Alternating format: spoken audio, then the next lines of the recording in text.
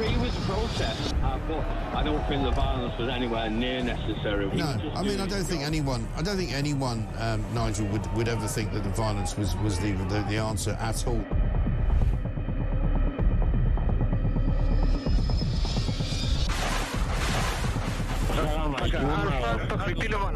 אזרחי ישראל, אנחנו במלחמה.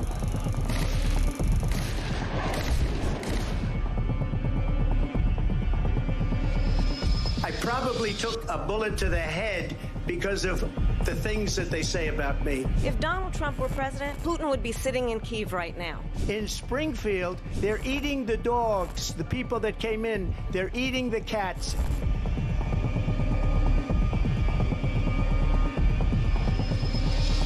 Liberal left couldn't understand that this man could be anything other than the great newsreader, a man of integrity. Is it possible in any way, shape or form that Keir Starmer didn't know about these facts about the suspect in Southport? I find it extraordinary that he wouldn't know. It seems that the public has not been told the truth. No. There's nothing like an American election, I have to say. North Dakota has gone red, South Dakota's red, Texas is red. Many people have told me that God spared my life for a reason.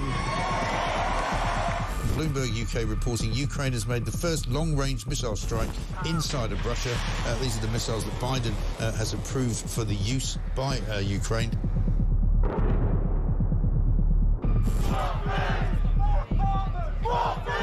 Only farms over the value of £3 million will be affected.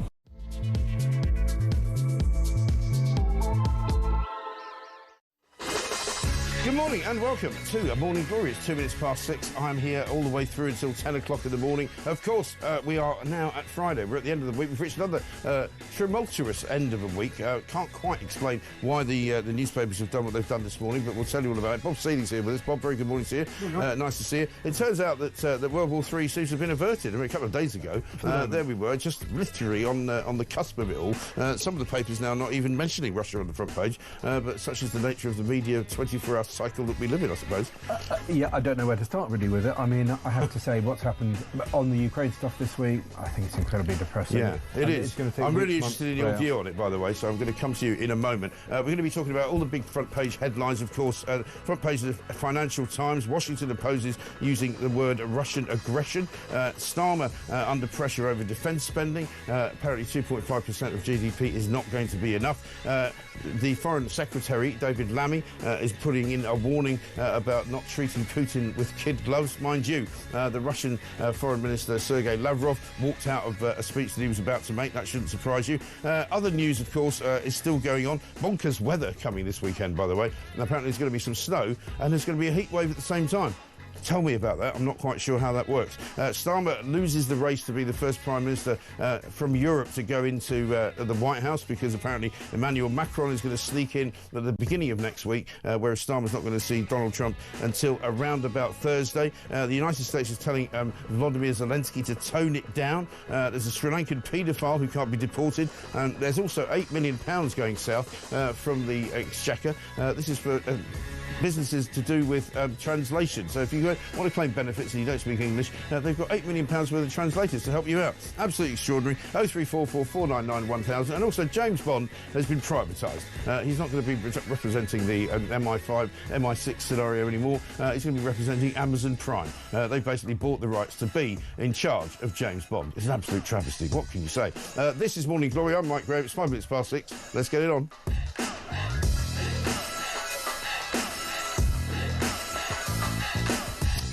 Welcome to Morning Glory. Bob Seeley is here, former Tory MP for the Isle of Wight, a man who knows a thing or two about Russia. You've written a couple of books about Russia, so I can happily say that I can call you an expert, I think, on the former Soviet Union. What have you made of it all this week? I think, to put it bluntly, Putin thinks he's got his man in the White House. You can speculate as to why, but it's incredibly depressing that Trump is parroting Putin's tune on this. I don't know where to start. The worst thing for us is that Putin is not going to stop when it comes to Ukraine. He will want Moldova back, he will want Georgia back, and he may well want the Baltic republics. And if he thinks Article 5, if he thinks NATO's weak, if he thinks NATO's up for grabs, he's got three aims. He wants to make Russia into a very anti-Western country, which he's done. Right. He wants to destroy Ukraine, which he's doing. It looks like possibly with American help in future, sadly, or, you know, Americans not stepping in to help. And he wants to destroy Western power. Trump is a useful idiot for Putin. They are not allies. They will play Trump until they get what they want. And what they want is destroy NATO, destroy Article 5, destroy Western power. Putin has not made any secret of this. It's all there in the speeches that he's talking Is there any about. chance that Trump is playing Putin? No, no, I don't think so. You don't think so? Because this was put to me yesterday. That at the moment, the way that Trump tends to do things is, you know, it's all that, you know, the left hand does this, right hand does that. Yeah. One hand's behind his back. Nobody's quite sure. He's giving Putin the impression that he gets what he wants in every scenario. But maybe by the end of the conversation, that's not exactly how it turns out. OK, the argument here, Mike, is that this is sort of chaos theory in action, that everyone is so scared of what Trump does that they come into line because he's so all over the place. I don't buy that, because I don't think it's deliberate on Trump's part. And what is deliberate is that the Russians have had their eye, and it's the Soviets and the Russians, they've had their eye on Trump, and they have nursed him for a few decades now. And they have had people all around Trump. If you look at, for example, Manafort, he was described by the Senate Intelligence Committee as a grave counterintelligence threat.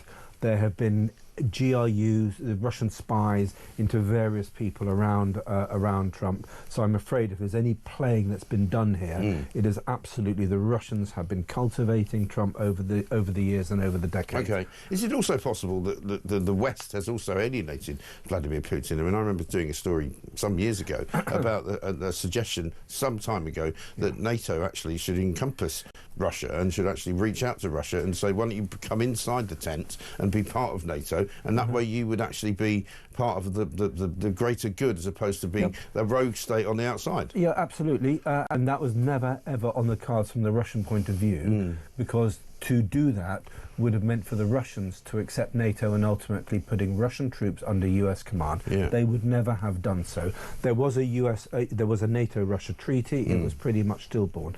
So all this happened in the 1990s.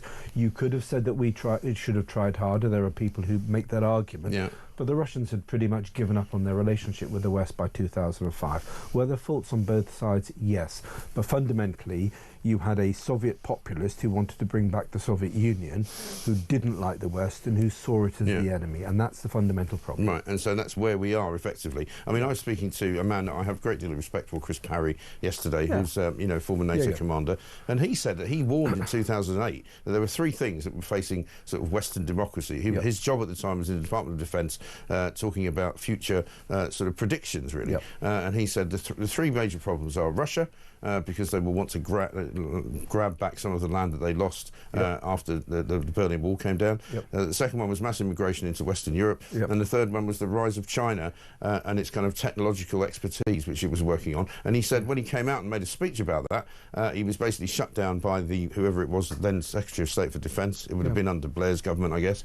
And he said he was told not to say anything about it ever again. OK. 2007, Putin made his infamous now Munich speech where he basically said, I reject the current world order. I'm not playing this game anymore. It doesn't suit us. So ever since 2007, we've known roughly the direction of travel that the Russians have gone in. And sadly, we have, under successive governments, we have buried our head in the sand, or our governments have, and have not adjusted, have not slowly increased spending. And so 2014 came as a massive shock. But even then, when the Russians effectively organised their first invasion of Ukraine, what did the Germans do? They signed a new deal for a new gas pipeline, making them even more dependent on Russian energy.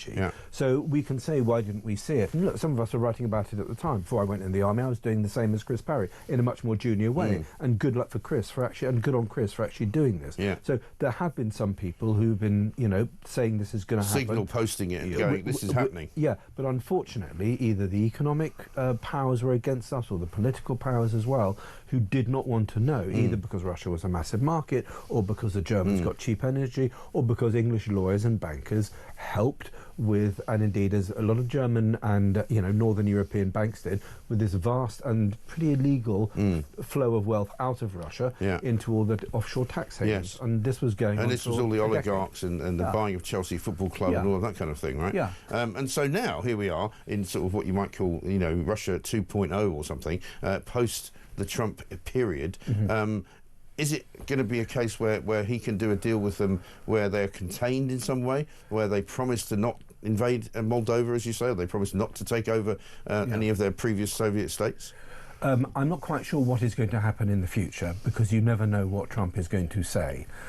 The worst case scenario, which I was reading about in one of the papers this morning, is that Trump pulls out effectively of NATO, meaning that NATO are going to have to, the European powers within NATO are going to have to defend themselves. And if that happens, we are in an entirely different world. What we can say... And we're not capable of defending ourselves, are we? Not at the moment, no. What we can say is that the world created after World War II is changing very significantly, and against the interests of ourselves, against the interests of Europe, for better or worse, but also the Western alliance is significantly weakening. Whether that is a permanent thing or a temporary thing, whether it will survive Trump, I do not know. So I'm not going to predict what's going to happen in 6 months' time. But historically speaking, is this a sort of watershed moment then, as far as you're concerned? Massively. As Lenin said, there are decades in which nothing happens, and there are weeks in which decades happen. And this week and the next few months are going to be where decades of change happens very, very quickly. Interesting times. Let's have a quick look at what J.D. Vance said yesterday about Germany's defences. He was speaking at CPAC in the US. Germany's entire defense is subsidized by the American taxpayer. There are thousands upon thousands of American troops in Germany today. Do you think that the American taxpayer is going to stand for that if you get thrown in jail in Germany for posting a mean tweet? Of course they're not. Right? So the point that I try to make to our European friends, and I think that they're our friends, I believe that, I know President Trump does, is that friendship is based on shared values. You do not have shared values if you're jailing people for saying we should close down our border. You don't have shared values if you cancel elections because you don't like the result, and that happened in Romania. You do not have shared values if you're so afraid of your own people that you silence them and shut them up. So let's have shared values. Let's defend democracy. Let's have free expression, not just in the United States, but all over the Western world. That is the path to strong alliances in Europe. Interesting how they're making a kind of connection between the weakness of Europe's defences and their kind of insistence on moving away from spending money on that and instead spending money on locking people up for freedom of speech issues. I mean, is that something that you can get your head around? Yeah, absolutely. Look, I have so much sympathy with... I think Vance is potentially a great man. I think so. He's a very impressive guy. Yeah, he's thoughtful. And that speech at the Munich conference, I loved it. Yeah. I loved it, but that does not excuse Putin thinking that Trump is his man. And I separate these as a conservative. When Trump was talking about, when Vance especially was talking about woke, how awful it is and what a destruction of freedom of speech it is, I'm 100% support. When he's talking about you've got to get government working for the people, 100% support. When he's talking about the damage that mass immigration, which nobody's ever voted for, is doing, I'm 100% in support. That does not excuse the damage that they're doing to the Western Alliance and Ukraine. I separate the two out. And I think there is a big difference, and we should have done more on those themes. But, you know, they're coming into power now partly as a reaction to what was happening under the Democrats. All the stuff they're talking about in Europe and in Britain about freedom of speech, they were sort of having not quite the same problems, but a similar set of problems, because woke, critical theory, all this nonsense, actually came out of American universities and not the European left. And it turns out the American government as well, the Biden government, it seems, was incredibly receptive to it, but also very, very happy to practice it in all sorts of different ways, including giving hundreds of billions of dollars away to these weird and bizarre kind of movements around the world. And we're probably, I suspect that we are doing much too much of the same thing. But there is a difference between Western democracies reinventing themselves and remembering what they're based on.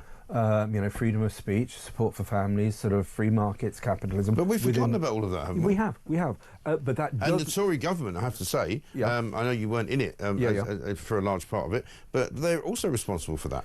Yeah, some of it, for sure. I mean, look, people can criticise the last government. We did some decent things. We also had some big errors. And look, I feel that because I lost my job over it. We should have been harder on defence. We should have been harder on woke. We should have brought mass immigration quietly to an end. We didn't do any of these things. Okay, and we paid a massive high price. That does not, and Vance has pointed that out, so has Trump. That does not excuse the damage to our alliance.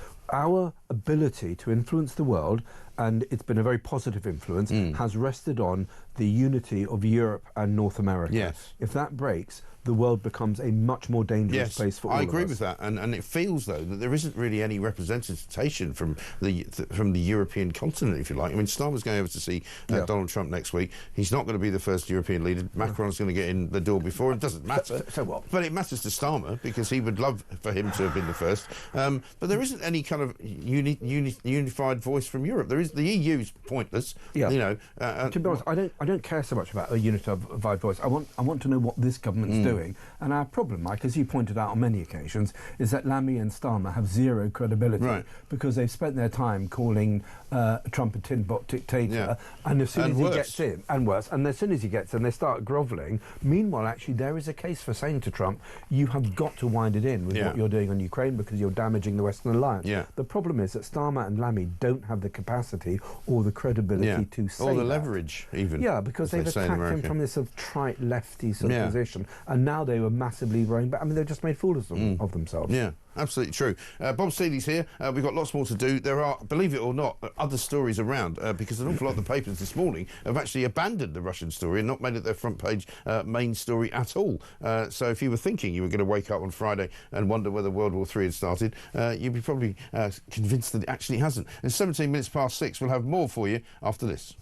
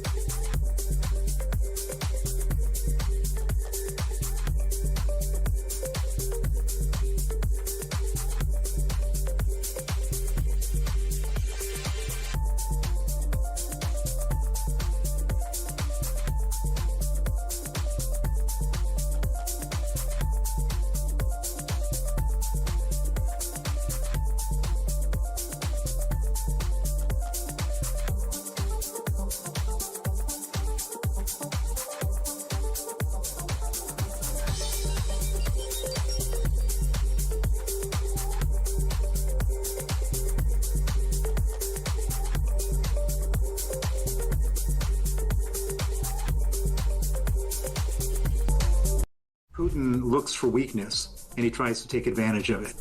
And we've seen, for example, I think 4 previous presidents were all trying to stroke his ego and, quote, reset relations with him. And that started with George Bush. Remember that he looked in Putin's eyes and saw his soul. And then there was the Obama reset. And then Trump won.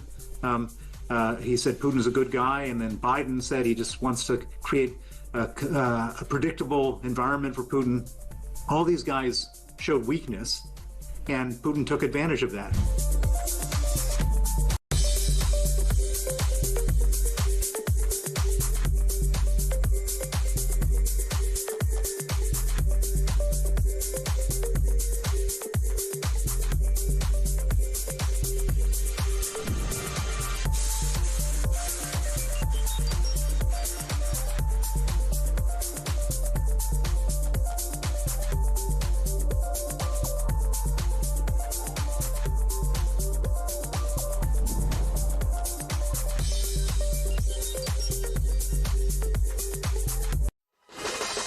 Welcome back to Morning Glory. It's Mike Graham here with you all the way through until 10 o'clock. It's Friday, of course. It is the 21st of February, believe it or not.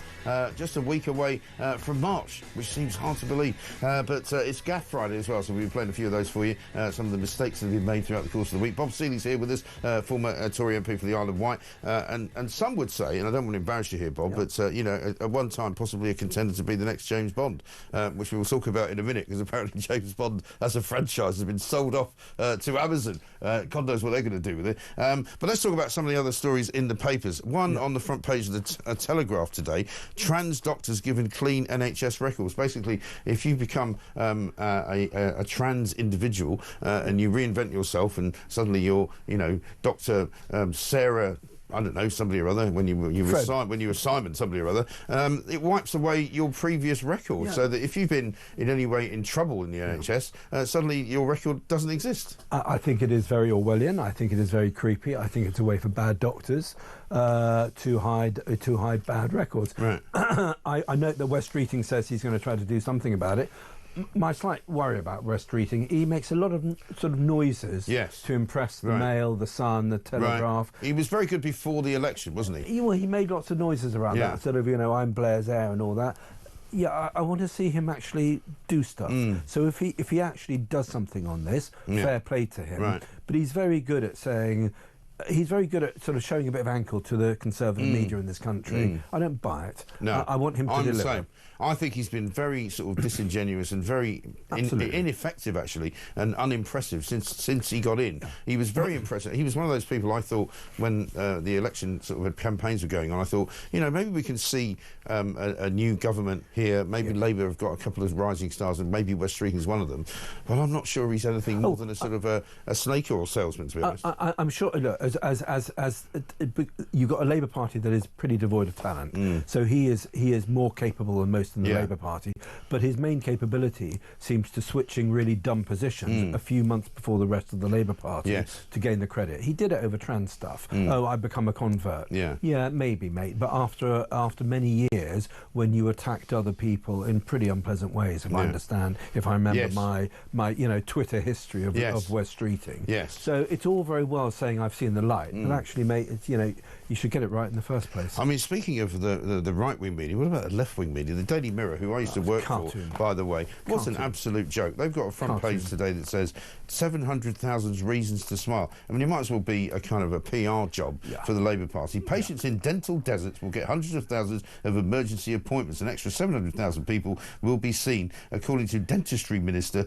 Stephen Kinnock, who's another one who I wouldn't believe a word he says. Yeah, just on point of fact, much of this was organised under the last government last year when it comes to higher dental unit payments. That was agreed under the last government. So a lot of this stuff is, again, it's rehashed stuff that the Labour Party is desperately trying to peddle. Yeah, unbelievable stuff. Anyway, we're not buying that one. Front page of the Times, Starmer to offer youth visa scheme for Europe. My kids will be enjoying this particular story if it turns out to be true. Britain will offer European countries an Australian-style youth mobility scheme, which will mean kids from Europe can come here and our kids can go and work in Europe if they want to.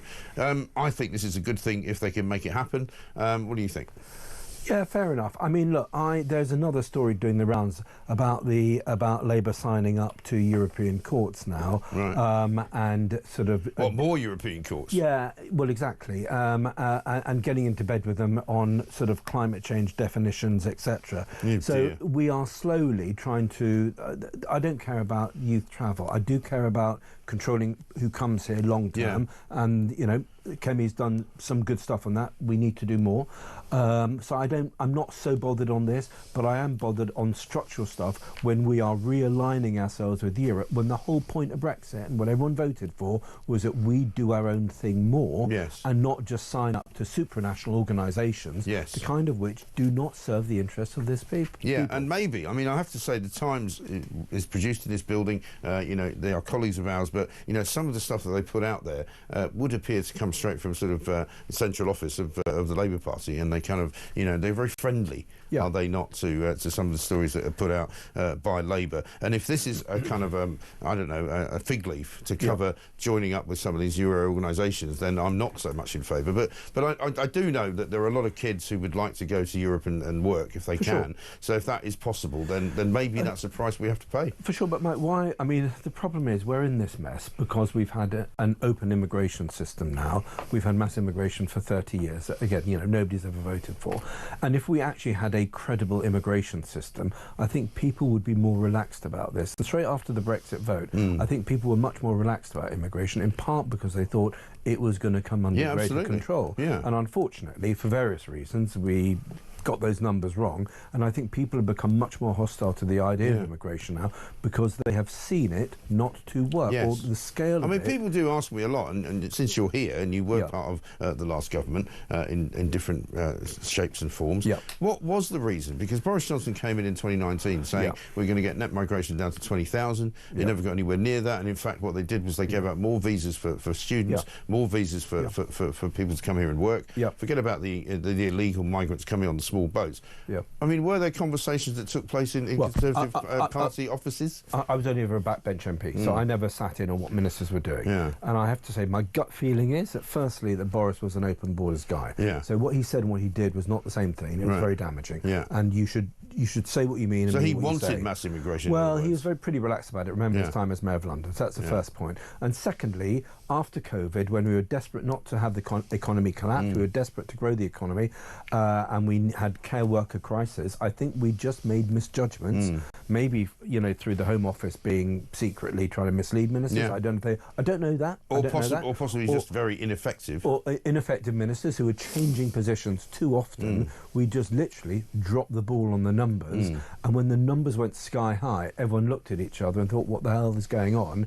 And effectively nobody was taking responsibility for making sure we got those numbers down. And so you had this ridiculous situation where you have somebody coming in on a 16 grand a year job, and they're bringing 5 other family members with them who are costing the state, the Exchequer, 30 grand a year in education and other costs. I mean, I get told these stories all the time. I mean, I heard one a few weeks ago about 3 women who were coming in to work as nurses in the NHS. They brought with them husbands, each of them, so 3 of those, 5 kids each, 21 people coming in for 3 jobs. It's unsustainable. You can't pay for that. It is completely unsustainable, and I think we were just taken by surprise. And I know you're going to have people shouting at the radio when I say that, saying, well, it's your job not to be. I completely agree.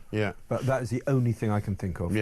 And there's one of these stories pretty much every single day, but this one is so far back in the papers because it's probably thought not to be particularly amazing.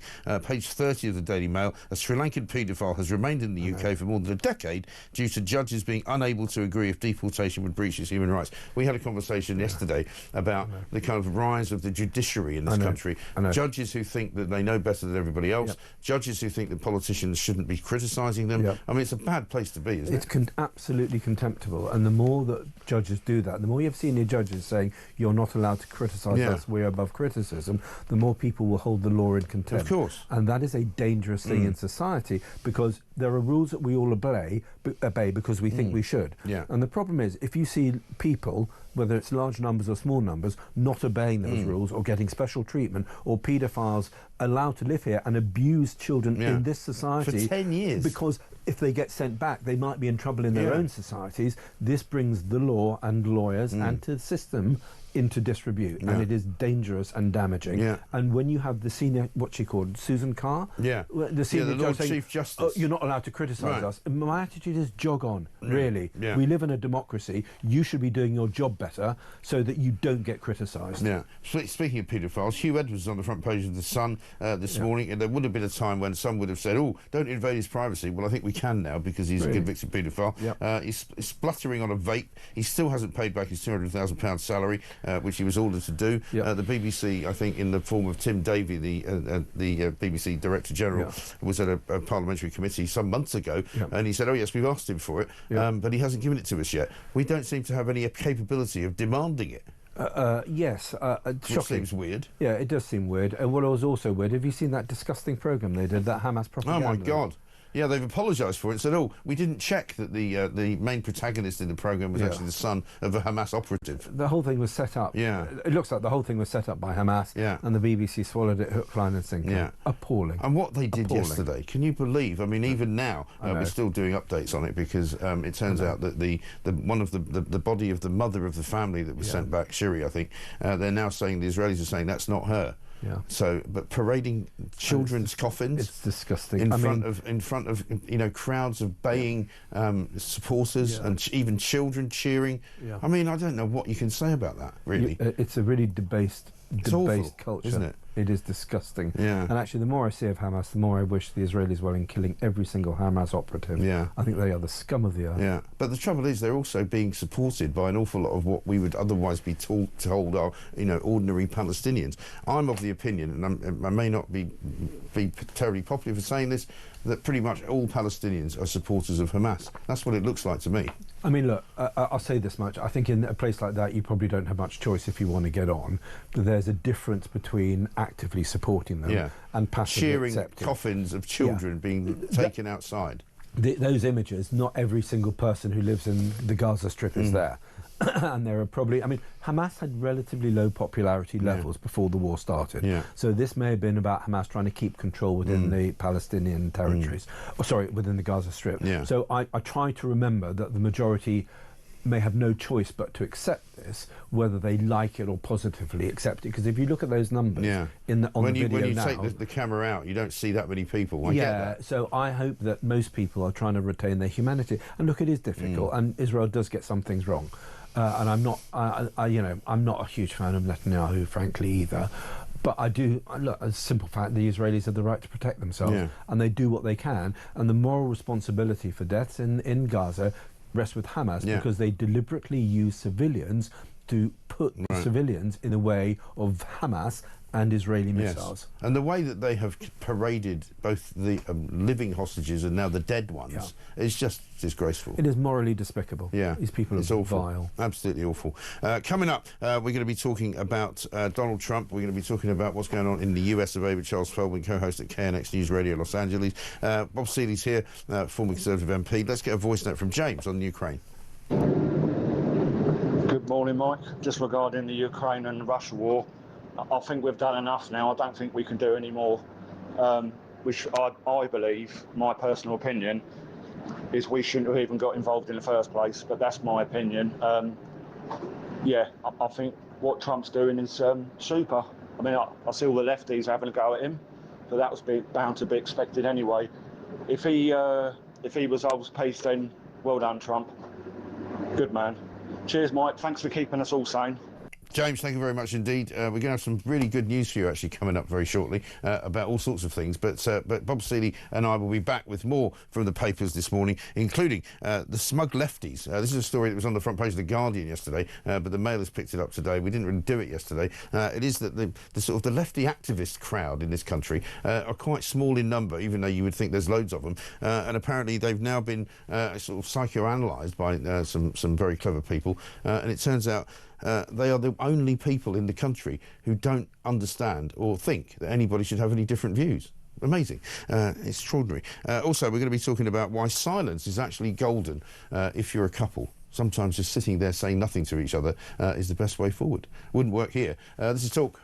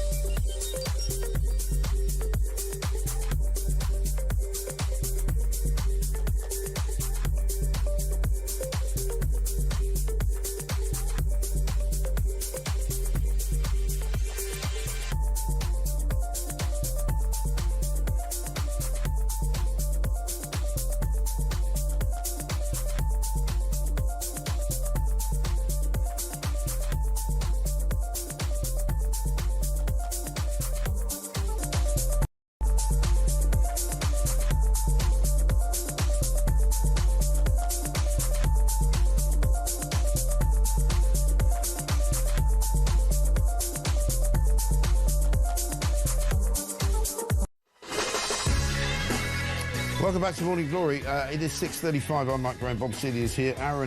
Bill from Kent says this. Let's hope Trump puts Starmer in his place with the upcoming visit. They all watched Liz Truss and Farage's speech yesterday at CPAC, which showed the world how much of a disgrace our government is. Well, we'll have a bit of that for you a little bit later on, because Nigel Farage made a speech in which he said we're going to win the next election. We'll get Bob Seeley's view on that. First, though, let's talk to Charles Feldman, co-host at KNX News Radio in Los Angeles. Charles, very good morning to you. Good morning to you, Mike. Very nice to talk to you. Let's have a look at some of what Donald Trump has been saying over the course of the last couple of days. We've heard, obviously, lots of him on Ukraine. This is more about him talking about, shall we say, defunding some of the woke trans stuff that's been going on. This is him now. I heard men are still playing in Maine. Is anybody here from Maine? Who is that? Is that the governor? That's, well, I hate to tell you this, but we're not going to give them any federal money. They are still saying we want men to play in women's sports, and I cannot believe that they're doing that. They are, let's find out who that guy is that raised his hand. Maybe he's just kidding, but so we're not going to give him any federal funding, none whatsoever, until they clean that up. It's hard to believe, is it not, Charles, that he's only really been in about a month? I mean, what's he going to do in the second month? That's a really good question. Yes, he's been very active, especially with these so-called executive orders, some of which may or may not be even constitutional. It doesn't seem to have stopped him. And essentially all an executive order is really a piece of paper, and it says on it, going forward, you shall do this or you shall not do that. And he signs it, and then it becomes kind of murky about whether or not the places that these executive orders are aimed at, whether they need to follow them. And as you probably know, Mike, there have already been literally dozens of court cases that have been filed by various groups challenging many of these executive orders. In a couple of cases, the judges have sided with the president. In a couple of other cases, they haven't. So this is going to be something that's going to wind its way through our legal system, I would guess, for many, many, many months to come. Yeah, because I'm sitting here with Bob Seeley, a former Member of Parliament here in the UK, and he was saying exactly that. There are some things that he can do, there are some things that he won't be able to do, but it's more about, is it more about what it looks like than it is actually about what it is? Yeah, I think that's a fair assessment, Mike. When Trump ran, he ran on basically a platform that said, if you elect me, I am going to get done things quickly that other politicians have said they were going to do, but after months and years never actually did. So there was an enormous amount of pressure on him to show that he's actually doing something. And so I think that's one of the reasons you've seen this real blizzard of executive orders being signed, so many that most reporters can't even keep up numerically with how many have actually been signed. If you were to ask me how many of these orders has he signed since he got inaugurated on day one, I don't have the foggiest idea. And what about Ukraine? This has been a pretty strange week in Europe, I have to say. Next week he's going to be seeing Emmanuel Macron from France and Keir Starmer, the British Prime Minister. A lot of people in this country think that he's betraying Europe to some extent. I'm not one of those, by the way. But what is the American sort of general feeling about what's happening between him and Vladimir Putin? Well, when it comes to Putin, there's a division of opinion. A lot of Republicans publicly have been supporting the president, but a lot of them more privately are not, and they're concerned that there's been this paradigm shift, really, in what the relationship has been since the end of World War II. I mean, before it was Russia, when it was the Soviet Union, of course, the Soviet Union was considered really an enemy of the US and of Europe. And even when it morphed into Russia under Putin, the same thing existed. Now there has been this, in a matter of just really days, Mike, not let alone the month that he's been in office, but just days, there's been this shift where President Trump has very warmly embraced Vladimir Putin. He's taken, as you know, aim at the president of Ukraine, even referring to the president of Ukraine as a dictator, without mentioning that actually that moniker also can be slapped on Mr. Putin.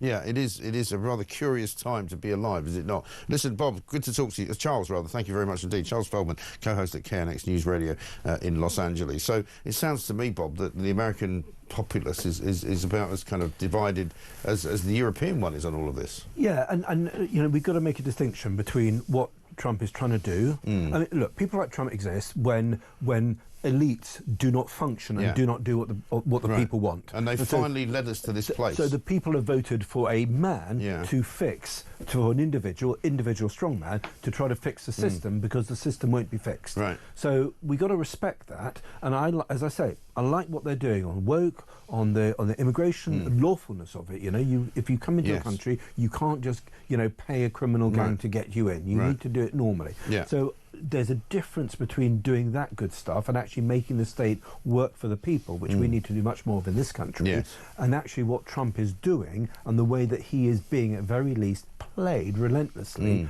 by Putin, who has a has an agenda which is very much against our interests and will threaten our security in the years to come. Right. Let's have a listen to Nigel Farage, because he was talking about various things at CPAC as well over in the US of A. I think we've got a little speech from him saying he's going to win the next election.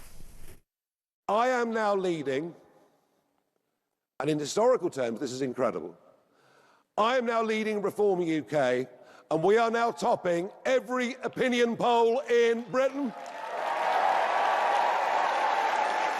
And we are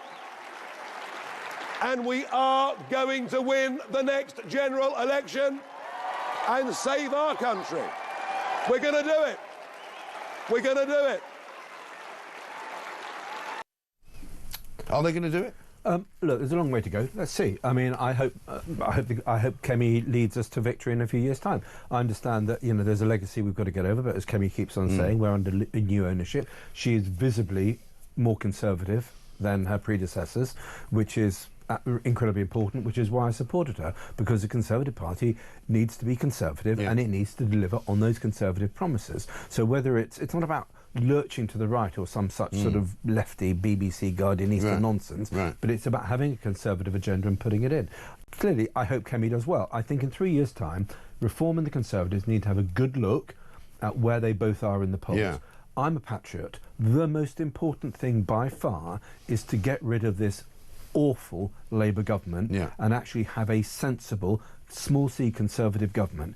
In what guise that is, clearly I hope it's a Conservative-led government, and good luck to Reform getting some of those seats, getting some of Labour's seats. I think Reform could really clean up in many, many Labour areas, especially where there have been these despicable grooming gang scandals, which the Labour Party is still desperately trying to avoid responsibility for, because they don't want an investigation into those grooming gangs. So I hope Reform do well in those areas where Conservatives can't. But if we divide our vote again, you will have Labour MPs, non-existent Labour MPs, winning on 28-30% of the vote. Right. And that is a scandal for our democracy. Well, so what does the Conservative Party do about Reform then? Do you try and embrace them? Do you try and bring them into the Conservative Party, which they say they don't want to do? No. Or do you just allow them to operate outside of what you do? Look, we are, despite the fact we've probably got the most unpopular government in our history, we're only 6 months, 8 months into a new term. And whether we like it or not, we have Lammy and Starmer and Rachel from Accounts for another 3 years. So what we have to do is rebuild and do the best we can. God knows where Europe, where the world, where Britain is going to be in 3 years' time. So what we need to do is do the best we can in that period of time, regain as much trust, make sure that we have the policies and ideas, proper Conservative ideas and policies. We've got to explain to people how we're going to bring mass immigration to an end. We've got to explain to people how we're going to cap the spiralling DWP, the benefits bills. We're going to explain to people how we're going to invest again in defence, because the British Army is one of the great things about this country, and to destroy it now, when we are facing all these extraordinary threats in the world, will be just an example of historic vandalism, which should shame anyone doing it. So and I think the Tories have to dump net zero as well if they want to actually become an electable government. Just get rid of it. For sure. I mean, Ed Miliband, every time it's literally Orwellian. He is calling black white and white black when he's explaining the reason why energy is expensive is because of fossil fuels. No, it's not. It is because of his imbecilic policies, and you're right. We've signed up to too much of this stuff, and Kemi is pretty sceptical on that as well. So we need to have a proper Conservative manifesto to deliver, which we'll develop over the next few years, and let's see where we are.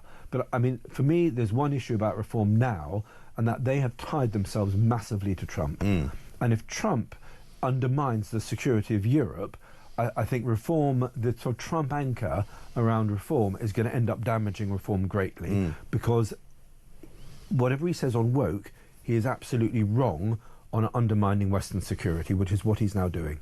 Interesting. We'll take your calls on that because it's a fascinating subject. We haven't talked much about reform this week. They haven't been that noisy about what Donald Trump has said and what he's been doing about his negotiations with the Russians. So we'll take your views on that. It's not 646 0344 499 1000. Here's one from Chris in Newbury. Mike, let's stop all this. It's not all Gazans who cheer dead babies' bodies and say it's only Gazans who do it. And yes, 99% of Islam followers might be peace-loving, but that doesn't stop 99% of all terrorists in the UK being Islamists. I think that's right. It's one of those truisms. Celia says, so these judges think they're more powerful than democracy. Big mistake. Democracy will throw them aside. Absolutely right. We'll talk some more about that as well. Plus, we've got some other stories to do, including James Bond. The football boss has been found guilty of kissing a woman he wasn't supposed to kiss in public. Not quite sure what you make of that. Plus, apparently silence is a good thing. This is Talk.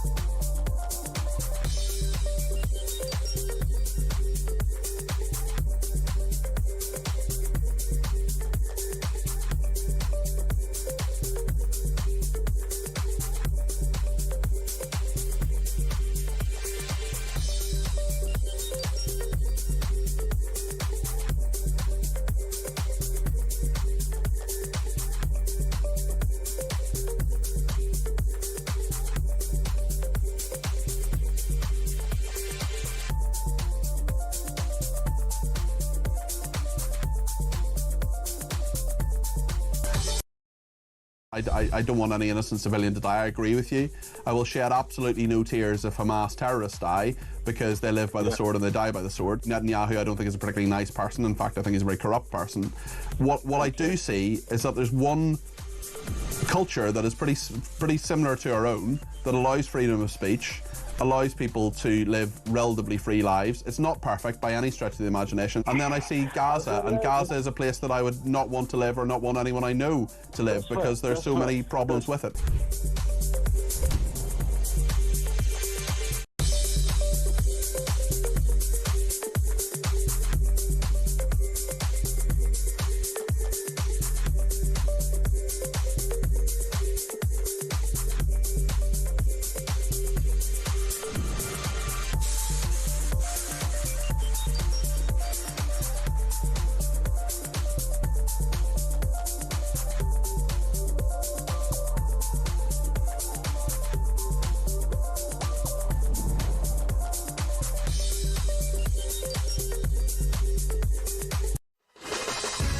Welcome back to Morning Glory at 6:49. I'm Mike Graham with you all the way through until 10 o'clock. Bob Seeley's here, former Tory MP for the Isle of Wight, of course.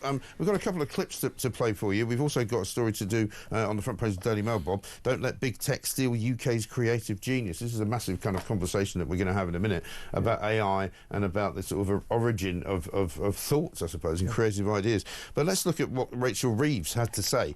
She was talking yesterday about creative industries. The Chancellor of the Exchequer. 40% business rate relief you're announcing for the film sector today. Lots of businesses would love to have that sort of business rate relief. Why are you specifically targeting the creative industries? The creative industries in the UK employs 2.4 million people. It's part of our industrial strategy. The creative industries is something that the UK is really good at. And being here today at the Warner Brothers studio at Leavesden and seeing what that business rates relief has enabled them to do in increasing by 50% the number of stages to produce films here in the UK, creating good jobs, paying decent wages. That's something that this government wants to get behind to back growth and back British workers. I'm afraid I can't really take Rachel Reeves seriously. You know, it's just, I mean, she's exaggerated her way into a job. Yeah. We've seen Jonathan Reynolds this week as well, pretending to be a solicitor, quite frankly, which is apparently a criminal offence, by the way. Angela Rayner's now being asked questions about her background and her CV. How long was she actually a carer for? Was it 10 years? Was it 5 years? Was it 17 years? Nobody seems to know. But the creative industries are under a lot of scrutiny at the moment because of this introduction of AI. Front page of the Mail today, senior figures from the worlds of music, media and film last night backed a major Daily Mail campaign to protect creative industries from the threat of AI. Just on Rachel from accounts. Yes, I probably shouldn't say that. I think she sounds with this sort of rictus grin and this a forced optimism. She sounds like an AI model that's gone wrong. She actually does. She does. You're right. That's what I think. You've actually nailed it. Is that a first-gen AI model? You can't take her seriously because she doesn't look like a human. No, she's been programmed badly. She needs to be reprogrammed. She has no charm.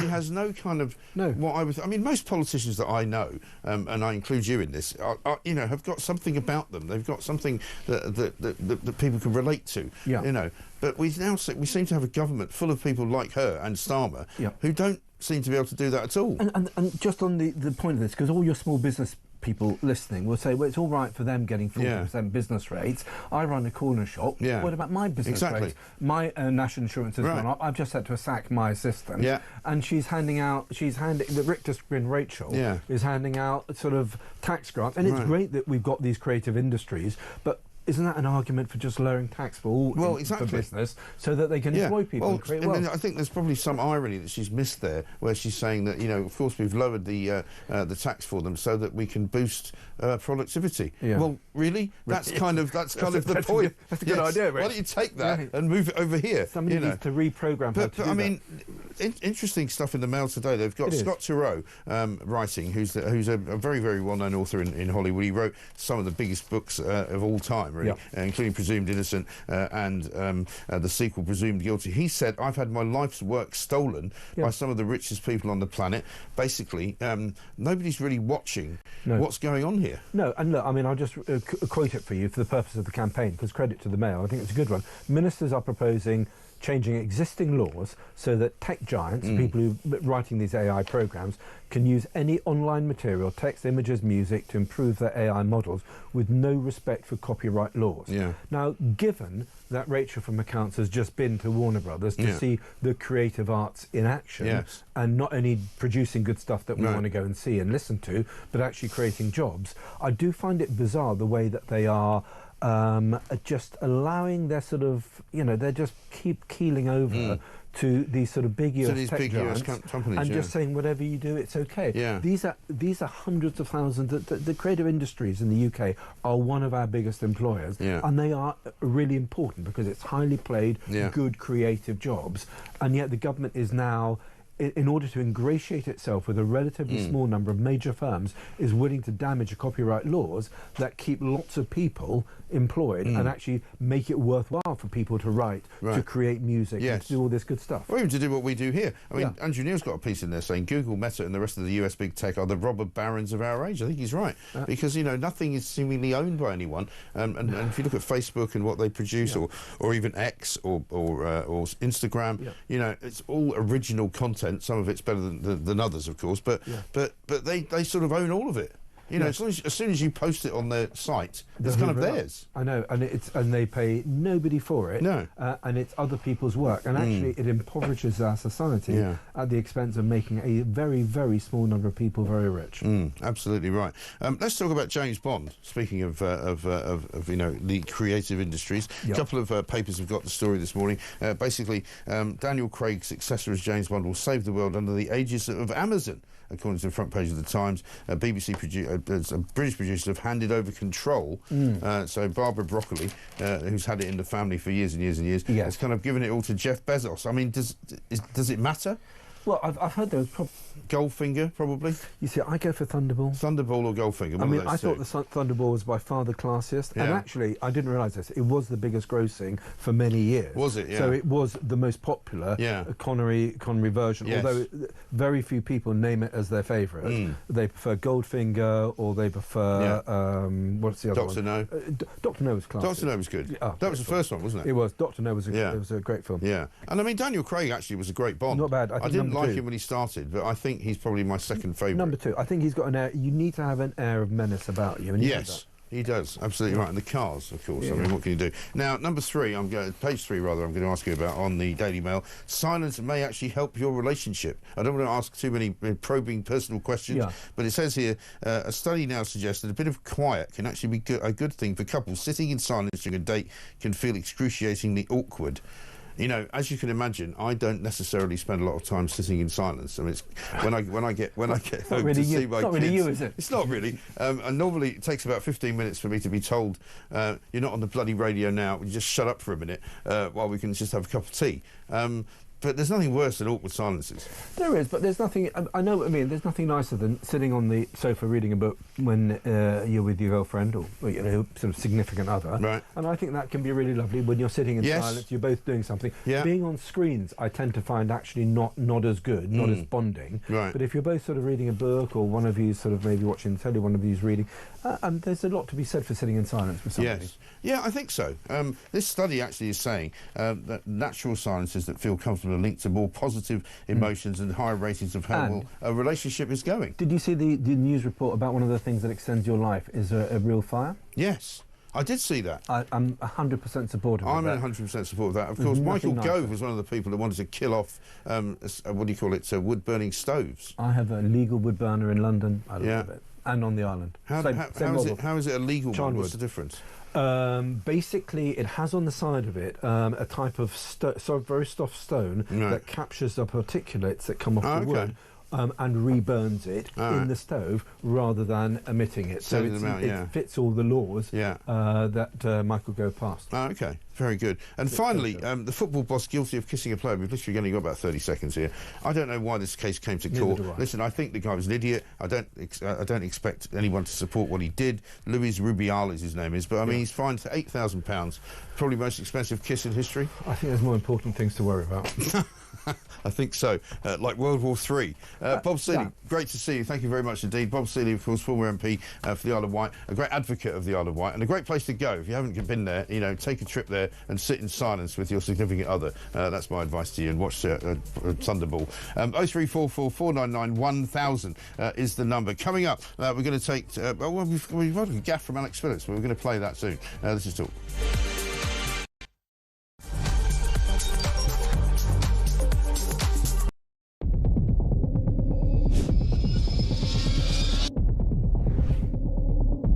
I spoke with His Majesty the King to request the dissolution of Parliament, and we will have a general election on the 4th of July. I have just returned from Buckingham Palace to form the next government of this great nation.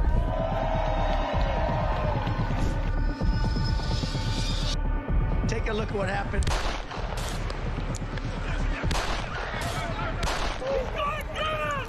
I immediately knew it was very serious, that we were under attack.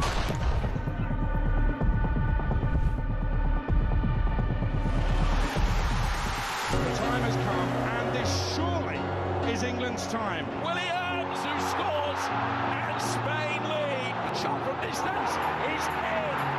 It is Cole Palmer. Low ball in, or ball slides it in. An absolute killer of a goal.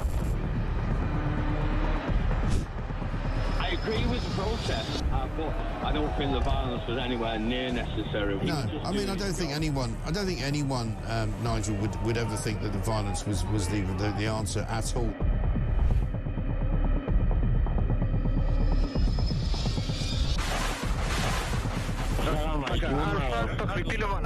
אזרחי ישראל, אנחנו במלחמה.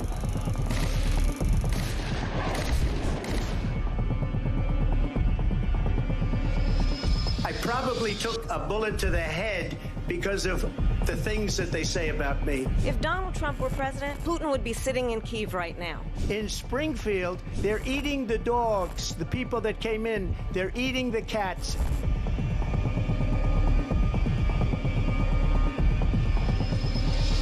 Liberal left couldn't understand that this man could be anything other than the great newsreader, a man of integrity. Is it possible in any way, shape or form that Keir Starmer didn't know about these facts about the suspect in Southport? I find it extraordinary that he wouldn't know. It seems that the public has not been told the truth. No, there's nothing like an American election, I have to say. North Dakota has gone red, South Dakota's red, Texas is red. Many people have told me that God spared my life for a reason.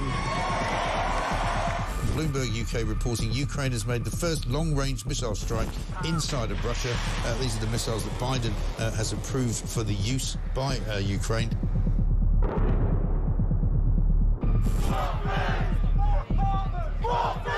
Only farms over the value of £3 million will be affected by the changes.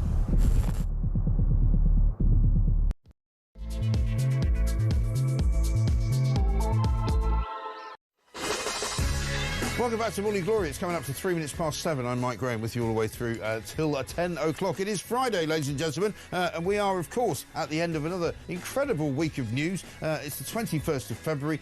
Believe it or not, in a week's time, we'll be moving into March. The weather is suddenly taking a turn for the better. Yesterday, it suddenly turned a bit warmer. Today, it's warmer still. Down in London, it's going to be about 15 degrees. The wacky weather, they tell us, this weekend is going to include snow, rain, hail, and a heat wave. I mean, I don't know how you figure that one out, but I guess it depends on where you actually live. Coming up in this hour, we're going to talk to Tom Hunt, former Conservative MP. We'll ask him about what is going on inside the mind of Keir Starmer, because Keir Starmer, of course, is desperately trying to be as important as he wants to be and wants to look when it comes to international affairs. He's jetting off to the White House in Washington to see President Trump, but unfortunately for him, he's not going to be, as it turns out, the first European leader to have an audience with the 47th president, because Emmanuel Macron is going to beat him to it. I mean, I think it's all a bit unseemly, because at the end of the day, as somebody told me yesterday, I don't think anybody in the White House gives a rat's whatever for Keir Starmer's thoughts and what he thinks about Ukraine. But meanwhile, Washington is also going out of its way to say that they will not use the phrase Russian aggression. They are going to do a deal with Vladimir Putin, come hell or high water, and Europe can go whistle, basically. 03444991000. The front pages this morning have got a lot of different stories on them. It's not just about Vladimir Putin and Donald Trump. It's not just about what is going on inside the mind of Keir Starmer. We'll also talk about trans doctors. On the front page of the Daily Telegraph, apparently trans doctors have their entire record wiped out. So if you were a doctor who was a bloke who then becomes a doctor who is a woman because you've now become a trans woman, your previous record as a doctor will be wiped clean. So if you've done anything wrong or you've fell foul of the doctor's regulatory body, I'm afraid nobody will be able to find out, which seems to me to be a very, very bad thing indeed. Also, we're going to talk about Benefits Hotline, £8 million a year spent on translators for rare languages. So the Department of Work and Pensions spends £8 million a year, translating nearly 90 different languages, some of which are spoken by fewer than 1 million people worldwide. Well, what are they doing here claiming benefits? 0344 499 1000. We've got another case of a Sri Lankan paedophile who hasn't been sent home for 10 years. He should have been deported 10 years ago, but he can't be because it might be bad luck for him, because he might be treated terribly badly if he gets home to his home nation, because apparently homosexuality is in fact illegal in Sri Lanka. Absolutely amazing. Also, page 2 of the Daily Mail, according to Tony Blair, net zero will not create any jobs at all. So can we please just forget about it? 0344 499 1000. This is Morning Glory. Let's get it on.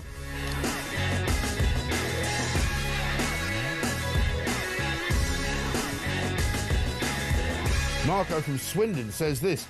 He's a daily listener. He says, without fail, keep it up. I have 3 friends in the military. Over the last couple of days, I've asked them all their thoughts on being drafted to Ukraine. This, of course, is because Keir Starmer talked about sending peacekeepers there. 2 of them said there's absolutely nowhere they're going because they actually think it's wrong. And one of them has actually handed his notice in to leave the forces. Doesn't this show the lack of respect for our supposed leadership? Not only a huge amount of public distrust, but distrust among our own armed forces. This is surely alarming. How can we as a people dissolve this government and elect some real respectful leadership? Well, it's a very good question, Marco. I'm not quite sure how we do it. Let's talk to Tom Hunt, though. He's here, former Conservative MP, of course, up in Ipswich. Tom, a very good morning to you. Morning. I mean, we are stuck with this government, I'm afraid, for a while. I keep sort of promising people that something terrible is going to happen and something will go badly wrong for Keir Starmer. I still think that may well happen. I still think Rachel Reeves may not be Chancellor of the Exchequer come the summer. I still think that there will be people who will have to leave the government over the course of the next, few months. But whether or not the Labour government continues in some other guise, I just don't know. But they're doing such a bad job. It's hard to believe, isn't it?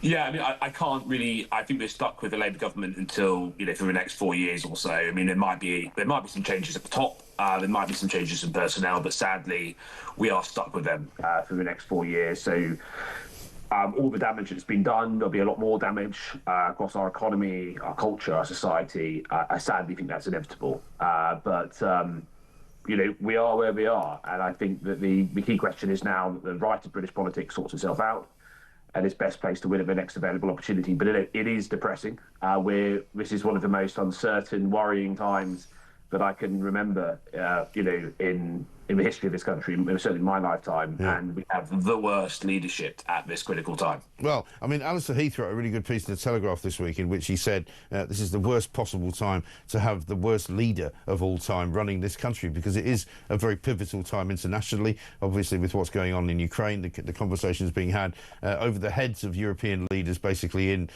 Washington, in Saudi Arabia, and in Moscow perhaps as well. And yet, it looks as though Europe collectively doesn't really know what to do about Ukraine, and Keir Starmer looks like an ever more isolated voice that nobody really cares to listen to. Look, I mean, I'm in many respects a fan of President Trump. I agree with many of the things that he's doing. All of these DEI sort of diversity woke roles he's getting rid of. I think what he's doing on the southern border in terms of immigration, I think he'll do lots of good things in the economy as well in the States. Yeah. But I'd be lying if I'd said that I wasn't worried by some of the comments that he made Putin Zelensky. I don't think Zelensky's a dictator. It's clear that Zelensky didn't start the war. However, at the same time, we haven't been funding our militaries, and also there doesn't really seem to be much of a plan from anyone in Europe, say, to end this war in a satisfactory way. So there's been utter dependence on the USA, dependence on the taxpayer in the USA. So we've kind of only got ourselves to blame. I think when it comes to Ukraine, I think we'll see what happens when it all comes out in the wash. I think that it is important with Trump to take what he says seriously, but not always literally. But having said that, I mean, I think even the greatest supporter of Trump in the UK, I think they'd be onto one if they were saying they weren't worried by some of the comments that he made. Yeah, sure. But, I mean, J.D. Vance was right, was he not, to say to that Munich Security Conference last week that, the European governments in general, and I'm not singling anybody out in particular, but I would include the UK, have sort of let defence drift. They've let defence spending drift. They've decided to prioritise other things, like immigration, like welfare, and they're spending now more money pretty much on both of those things. Yeah, and I think the US, the US are right to be fed up. I think the US taxpayers is right to be fed up. Why should the regular worker in the USA be paying, that much more tax every year to pay for the defence of other countries in Europe who aren't prepared to pay for our own defence? Because instead of paying for defence, they've been paying for asylum hotels for illegal migrants.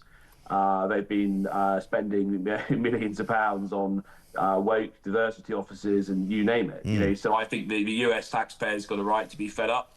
I think to a certain extent we've only got ourselves to blame. We've become completely dependent upon the USA for our defence. And therefore, sometimes when they get the USA get fed up with that, and they get a leader who might not be where we are on some of these key issues.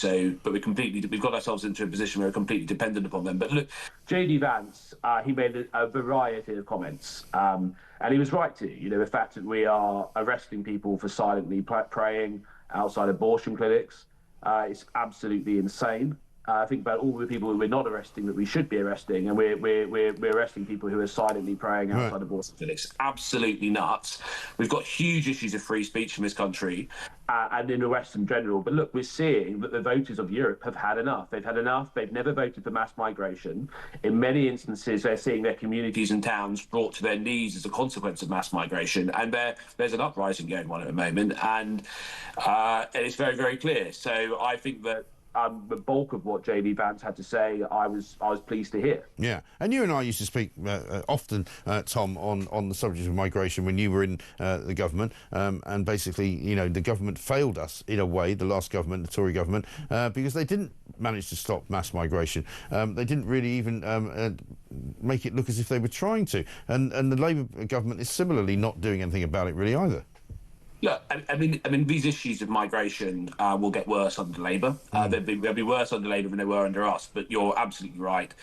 As a member of Parliament for sort of best part of 5 years, myself and some others were like a broken record, saying, you've got to get on control of illegal migration, mass legal migration, and we didn't. And voters have got a right to be very, very angry about that. And frankly, if the Conservative Party are going to even be at the races at the next general election, it is non-negotiable that they must find a way of getting credibility back on immigration. But look, there's big competition on the right of British politics right now with Reform and the Conservative Party. But look, migration is, I think it's one of the dominant issues of our time. People are seeing how it's linking with other things. You've got a lot of wealthy Liberal people who don't see this, they don't get it, because look, they never have to struggle to get public services. They don't feel the consequences of living in a local community that is not cohesive. So they're incredibly out of touch. But I think that it's getting control of migration, hugely cutting the numbers of legal migration and taking the most robust measures possible in illegal migration. But look, I continue to be a broken record. It will get worse under the Labour government.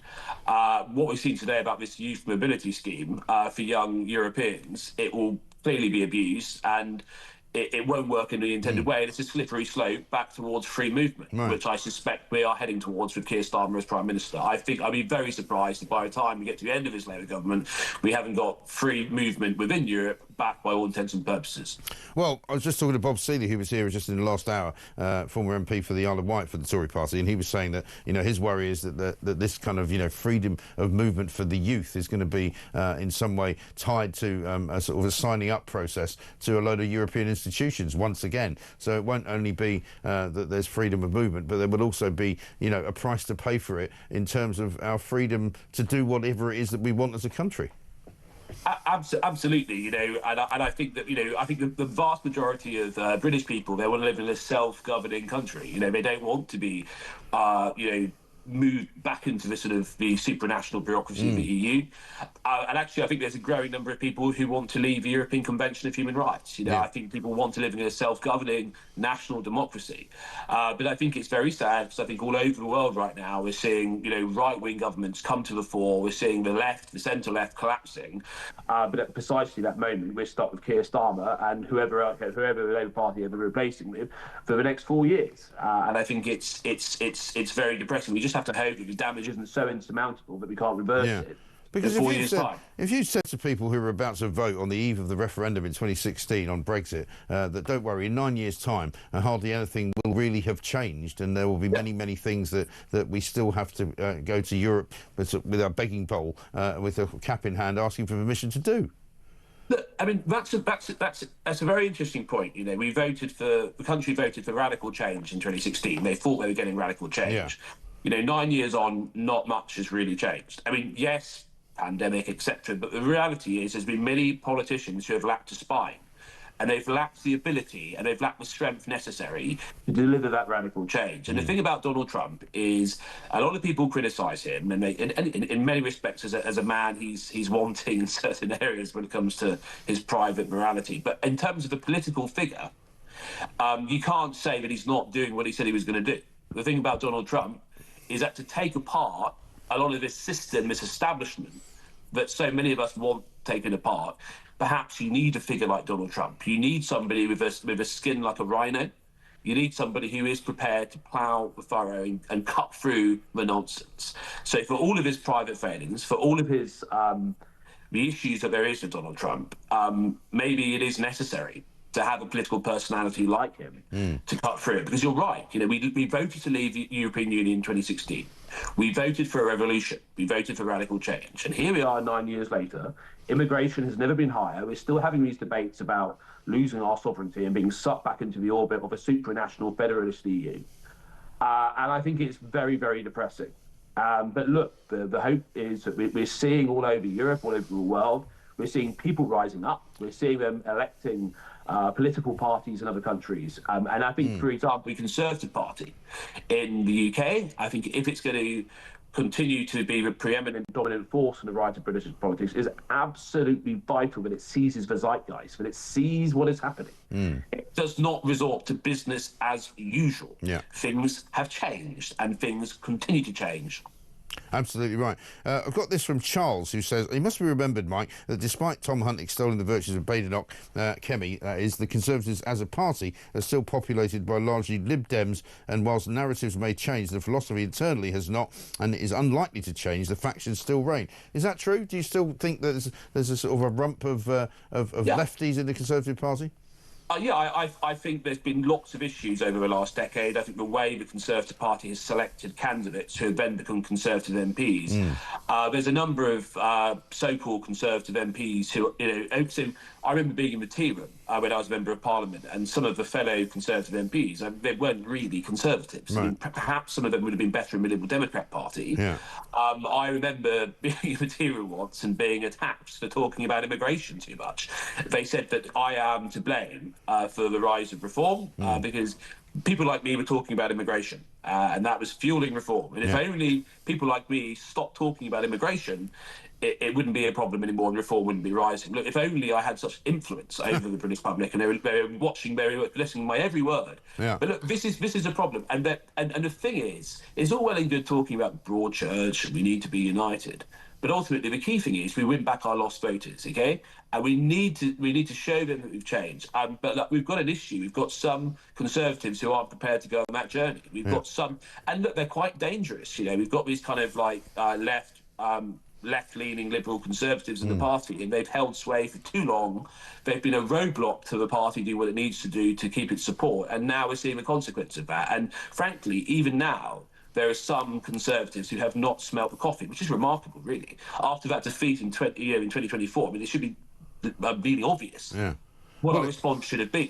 But even now, you know, we have people saying, under no circumstances can we leave the ECHR, you know, we shouldn't outdo reform, all of this stuff, you know. But at the end of the day, if we don't respond accordingly, the Conservative Party will cease to survive. I do think, I saw Kemi this week at this art conference with lots of sound Conservatives from across the world. And I think on many key issues, Kemi does get it.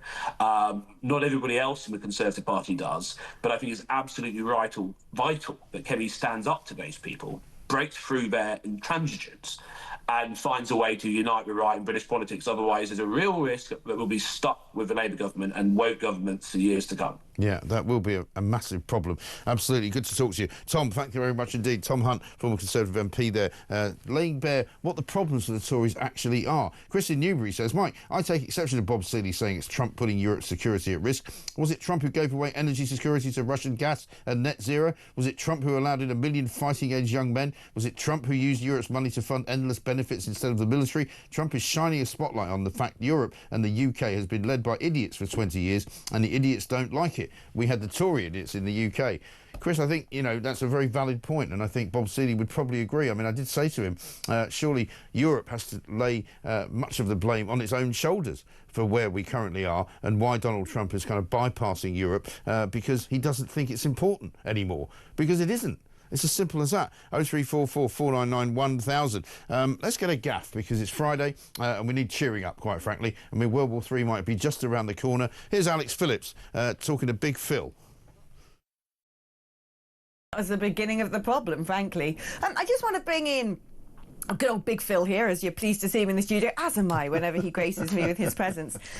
Is this, I mean, again, we're sitting here, armchair commentators, supposing we know what's going on.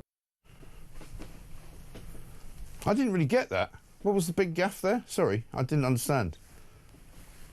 Oh, Big Phil. OK. All right. OK. Well, it's not a great gaff, but it's all right. It's better than nothing. Let's get us underway. We've got some more gaffs for you coming up throughout the course of the show. Let's get a voice note from Anne.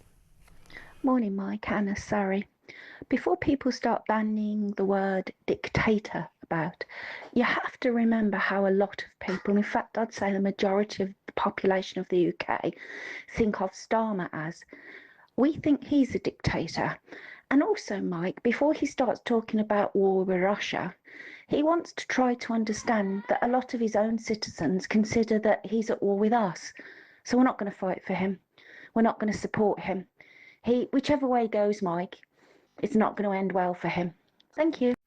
And thank you very much indeed. Yeah, Keir Starmer's off to see Donald Trump in America, but unfortunately for him, the whole point of going, right, because he asked Donald Trump, we saw Donald Trump saying, what are you going to talk about? In fact, we might dig out that clip and play it. You know, they said to him last week, what are you going to talk to Keir Starmer about? He goes, I don't know. He called me. He said he wanted to meet me. I've no idea what he wants to talk to me about, basically. And Starmer wanted to basically be the first European leader to get into the Oval Office and get his picture taken with the 47th President of the United States of America. It turns out he's not even going to manage that. He's going next Thursday, so a week from now he'll be there, and Emmanuel Macron has beaten him to the punch. Would you believe? It's 22 minutes past 7. Coming up, Stephen Barrett, barrister, joins us to talk about what is going on inside the mind of all of these liars in the Labour cabinet.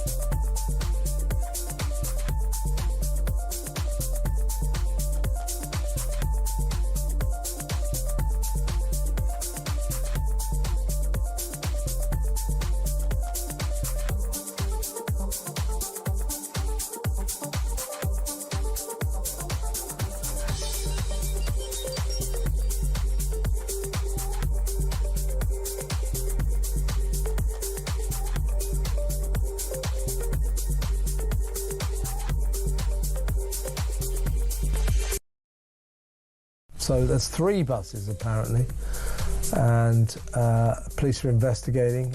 We don't know the casualty numbers yet. We don't know if anyone's died. But the thing is, if this is a terrorist attack, depending on who the terrorists are, that could have some kind of effect on the fragile peace in Gaza.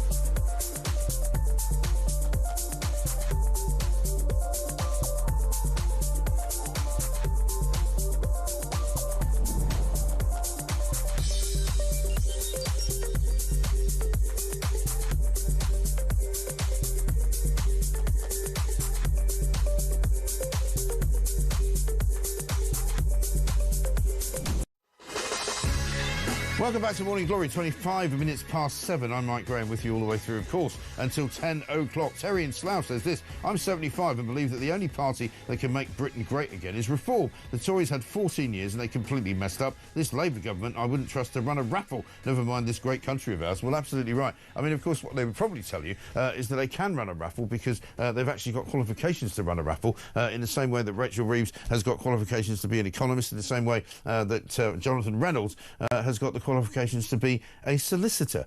He's been in the news this week because I think, and I said and had predicted, and I hope I'm right, but it doesn't look as if he's going to stand down, I said he'd be out of a job by Friday.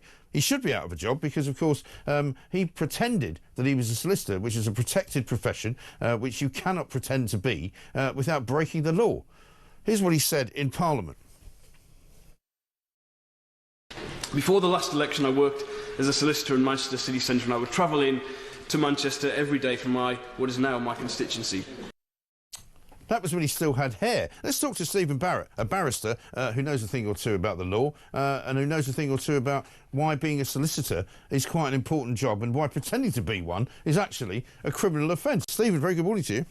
Good morning, Mike. So, I mean, here we are. I mean, funnily enough, just in time for Jonathan Reynolds to tender his resignation, we've got the financial boss of John Wood Group, the FT 250 company, who has quit because he slightly exaggerated his role as an accountant. And he's left the job as the boss of this company. Arvind Balan is his name, because he claimed to be a chartered accountant when in fact he was only a certified practicing accountant. Jonathan Reynolds was nothing like a qualified solicitor. In fact, he was a trainee who gave up being trained. Yes, and you know that for 14 years I've mentored young people from disadvantaged backgrounds into the law. That means I've failed many times. So a lot of my mentees never even, got a job as a solicitor. Some of my mentees got a job as a trainee solicitor and failed. It's 2 years long. It's a grueling task. The ones who get to the end, I am immensely proud of them. Right. They have every right to be proud. And what this gentleman has done, what Reynolds has done, is basically steal their hard work. He's swept in, he's claimed it all in a simple, rhetorical quip. He's claimed things he never achieved.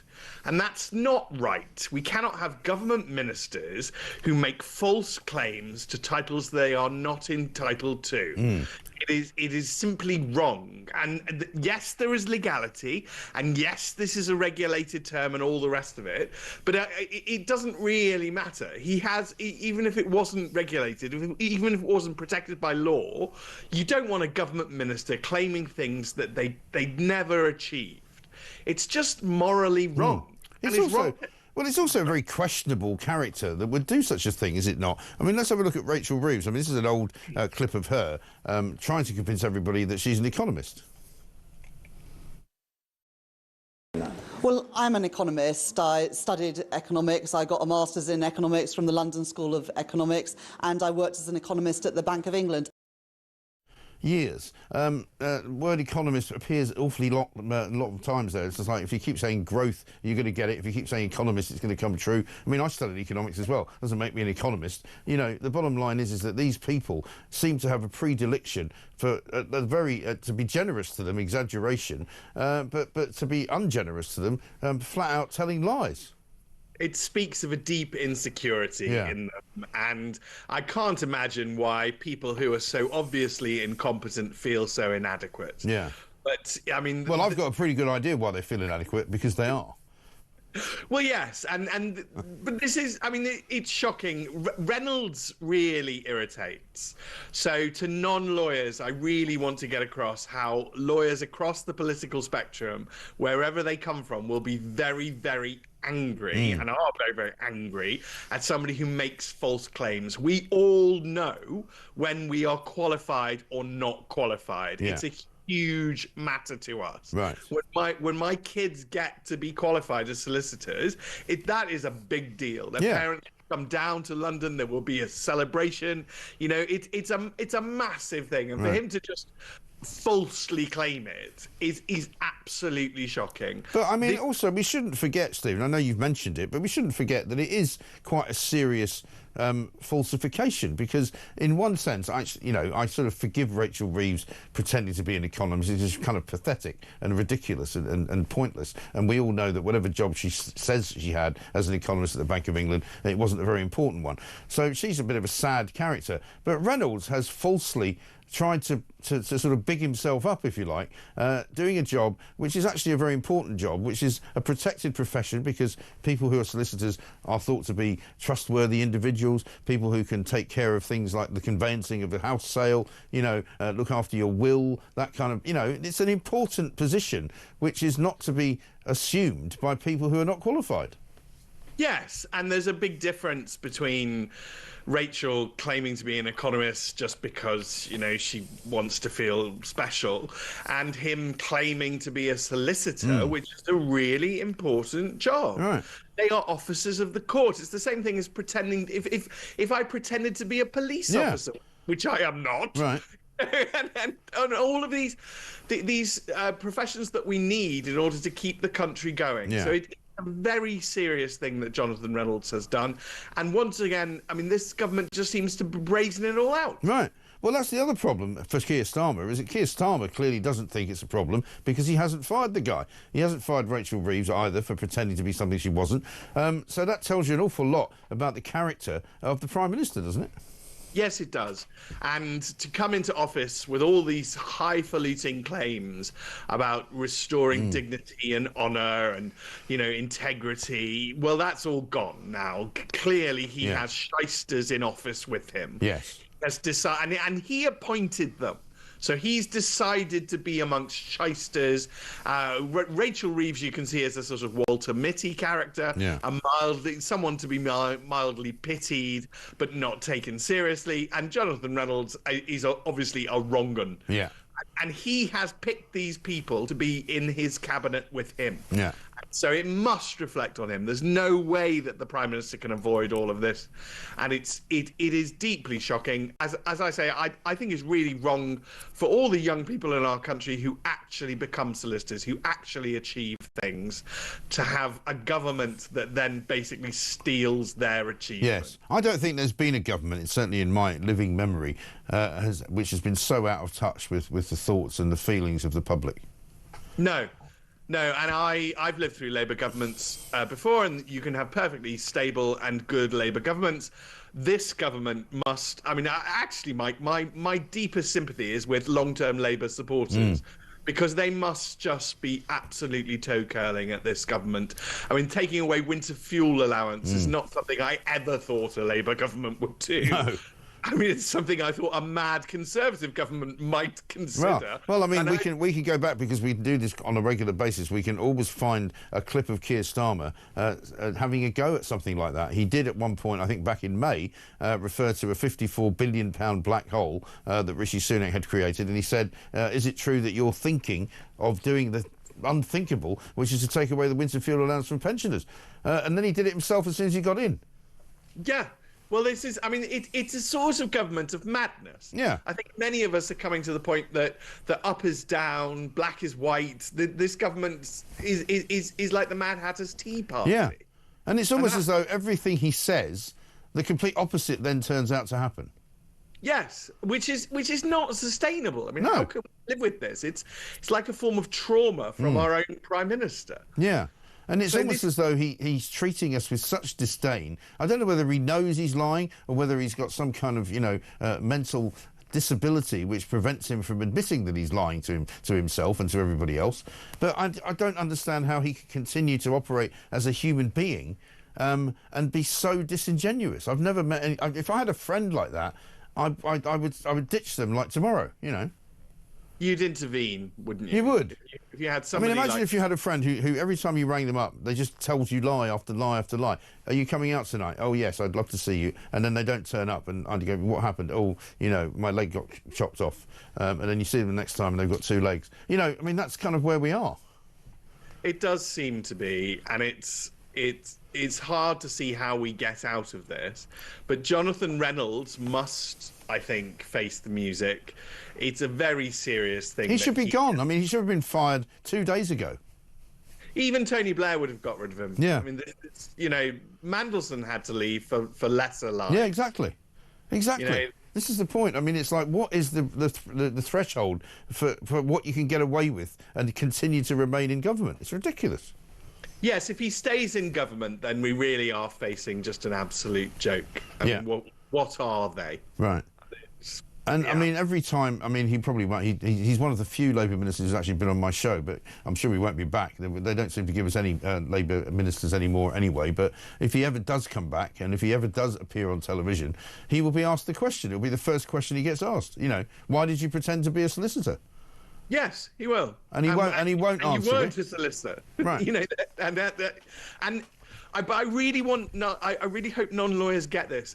We know, like we know in our bones. Like I know I look old now, but when I was young, you don't look old to me. Oh, well, you're very kind.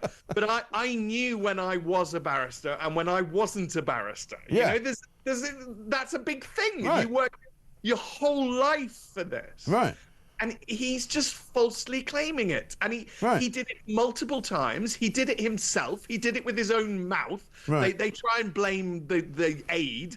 You know, oh, my staffer did this. Well, your staffer didn't run your mouth. Right. And so it's absolutely... Yeah. I mean, I studied economics and politics at the University of Bath for 2 years, right? I left, decided I wanted to get a career in newspapers. I did not get a degree.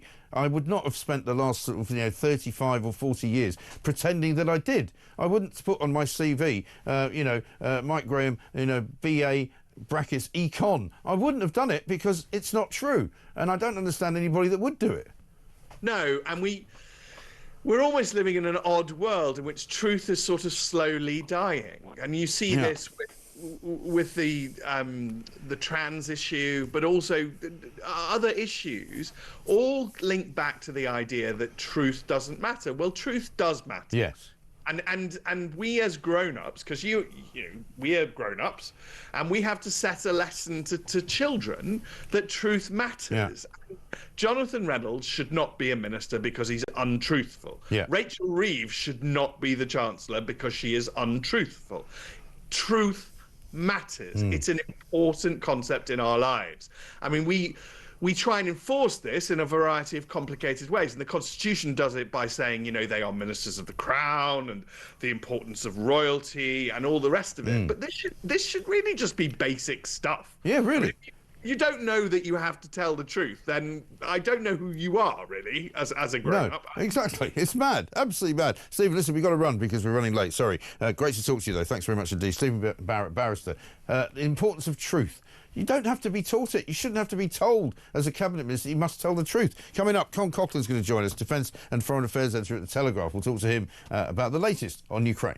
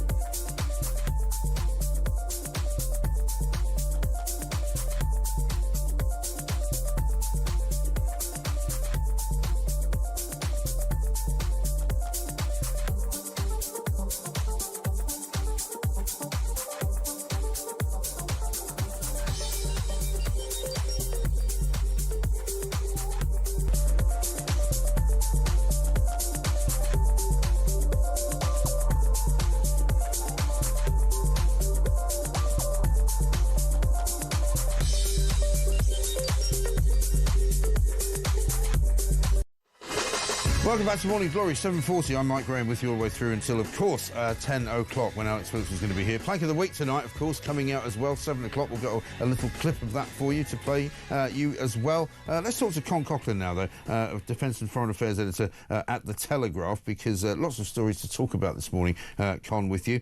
Piece of The Telegraph that you've written saying Starmer's peacekeeping plan is doomed to fail. Starmer's going off to see Donald Trump next week, behind Prime Minister President Macron, I should say, from France. He's going to get there first. But Starmer and Europe generally is looking a little irrelevant here, isn't it? It is a bit. I mean, good morning to you, Mike. Morning. I mean, if you just look at the way things are shaping up at the moment, the main negotiations are taking place between the US and Russia on Ukraine. Yeah. Ukraine's excluded. The Europeans are excluded. And he referred to my article. The reason I've written this is that I'm concerned that to try and sort of make himself relevant before he goes to Washington, Sir Keir Starmer's come up with this harebrained scheme to send peacekeepers into Ukraine. Well, what peacekeepers? I mean, what are the Russians going to do about this? We spent the last 3 years making sure that there were no Western boots on the ground in Ukraine for fear of escalating this conflict. And here's Starmer merrily saying he's going to put British troops on the ground in Ukraine, which, you know, we know what Moscow thinks about Western encroachment in Eastern Europe, would be a red rag to a bull. So, but this is it just shows you how hollow this government is. And they come up with these empty gestures. So I call it grandstanding. Yes.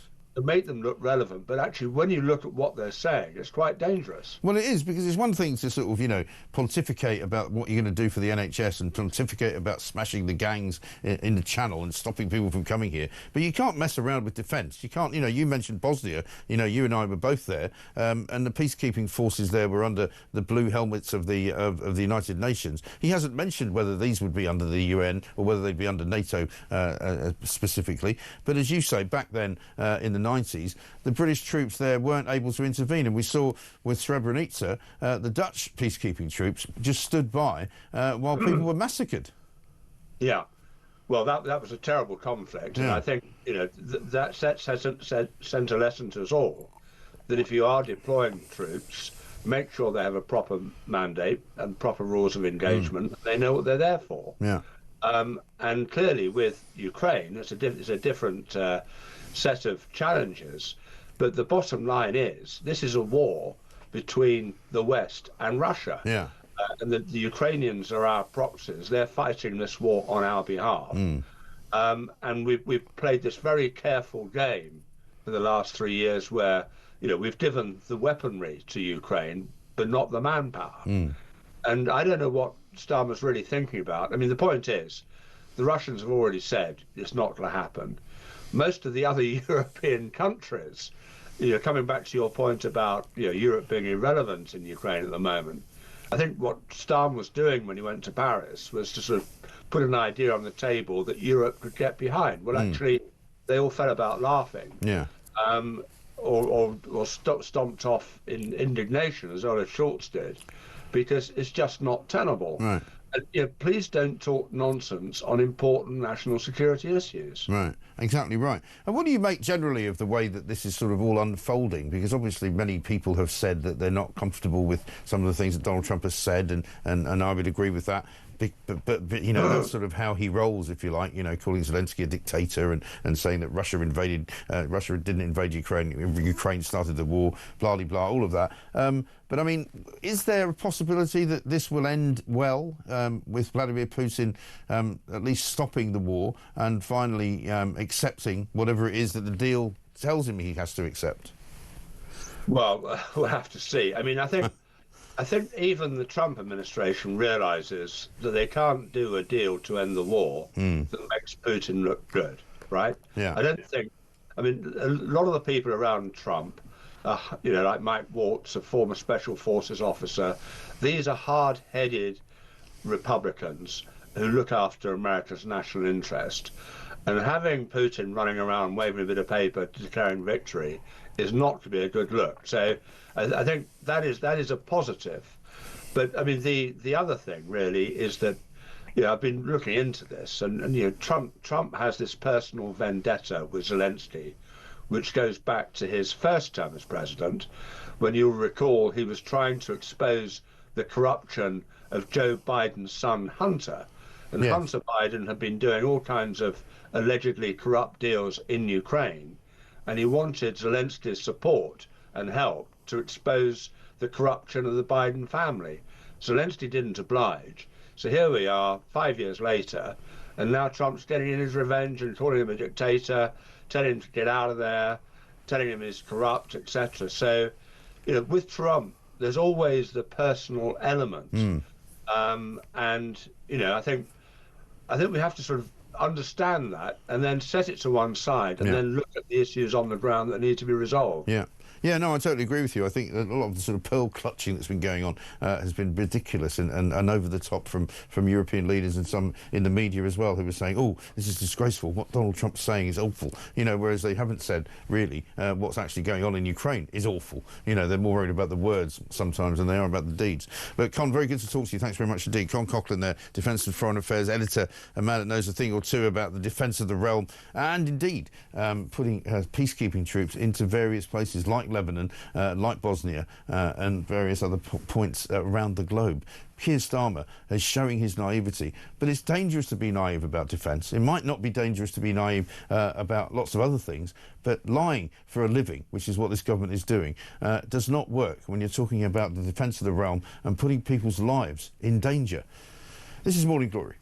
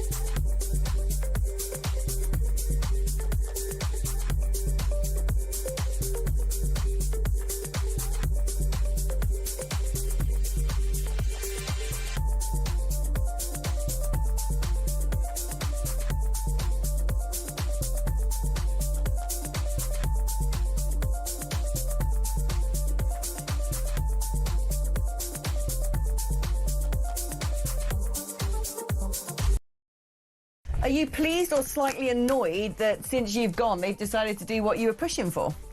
No, not at all. I couldn't care less. This has never been about me, Alex, as I'm sure you know. I only got into politics for fear of the state of the country. And all I care about is that the reform is going to ostensibly stand for the democratic unit that is the United Kingdom and wishes the United Kingdom's government to be directed as it should be by its people. It should have the courage of its own convictions and be directed as a leadership by its membership.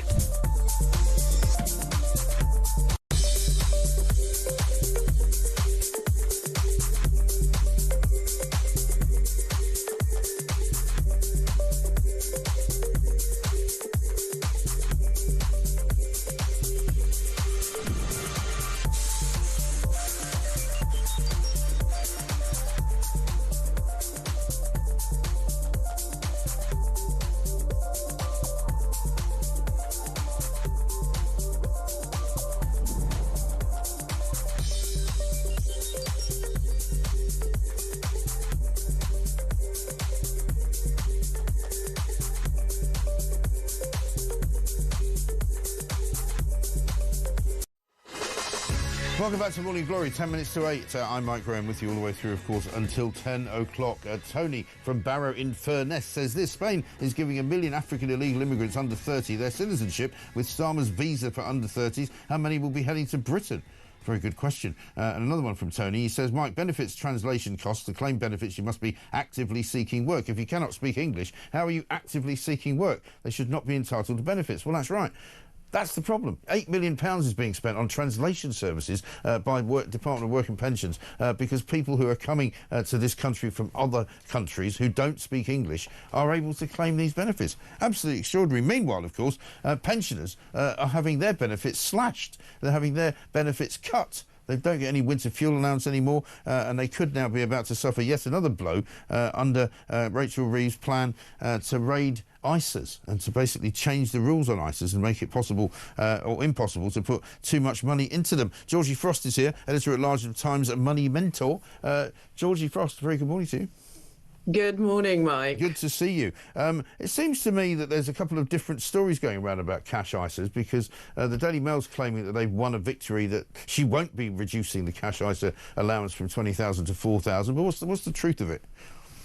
So the truth of it is, I don't know if you noticed, Mike, that the government need a bit of money, and they really want to get growth. Yeah, they really want to get growth going. So this is actually something I've argued on Talk before. Is one way to do that is we have a huge amount of money in savings. Yeah. Now, I'm not saying the government go with their dirty little grubby fingers and take it all out. Right. But if we could encourage people to invest some of that, then it would be good for the economy. Arguably, it could be good for individuals because, of course, over time and past performance and all that is not indicative of future gain. However, over time, investing for the long term has shown that your money does work harder for you. It could be good for businesses as well if we can encourage them to invest in the UK economy. So a couple of weeks ago, the Chancellor gave a speech in the City, and City execs were encouraging her to do more about cash ISAs. Fidelity, one of those sort of finance fund managers, as it were, have suggested that if you reduce it to £4,000, currently you can put £20,000 in a year, tax-free, then you could encourage people to invest that money.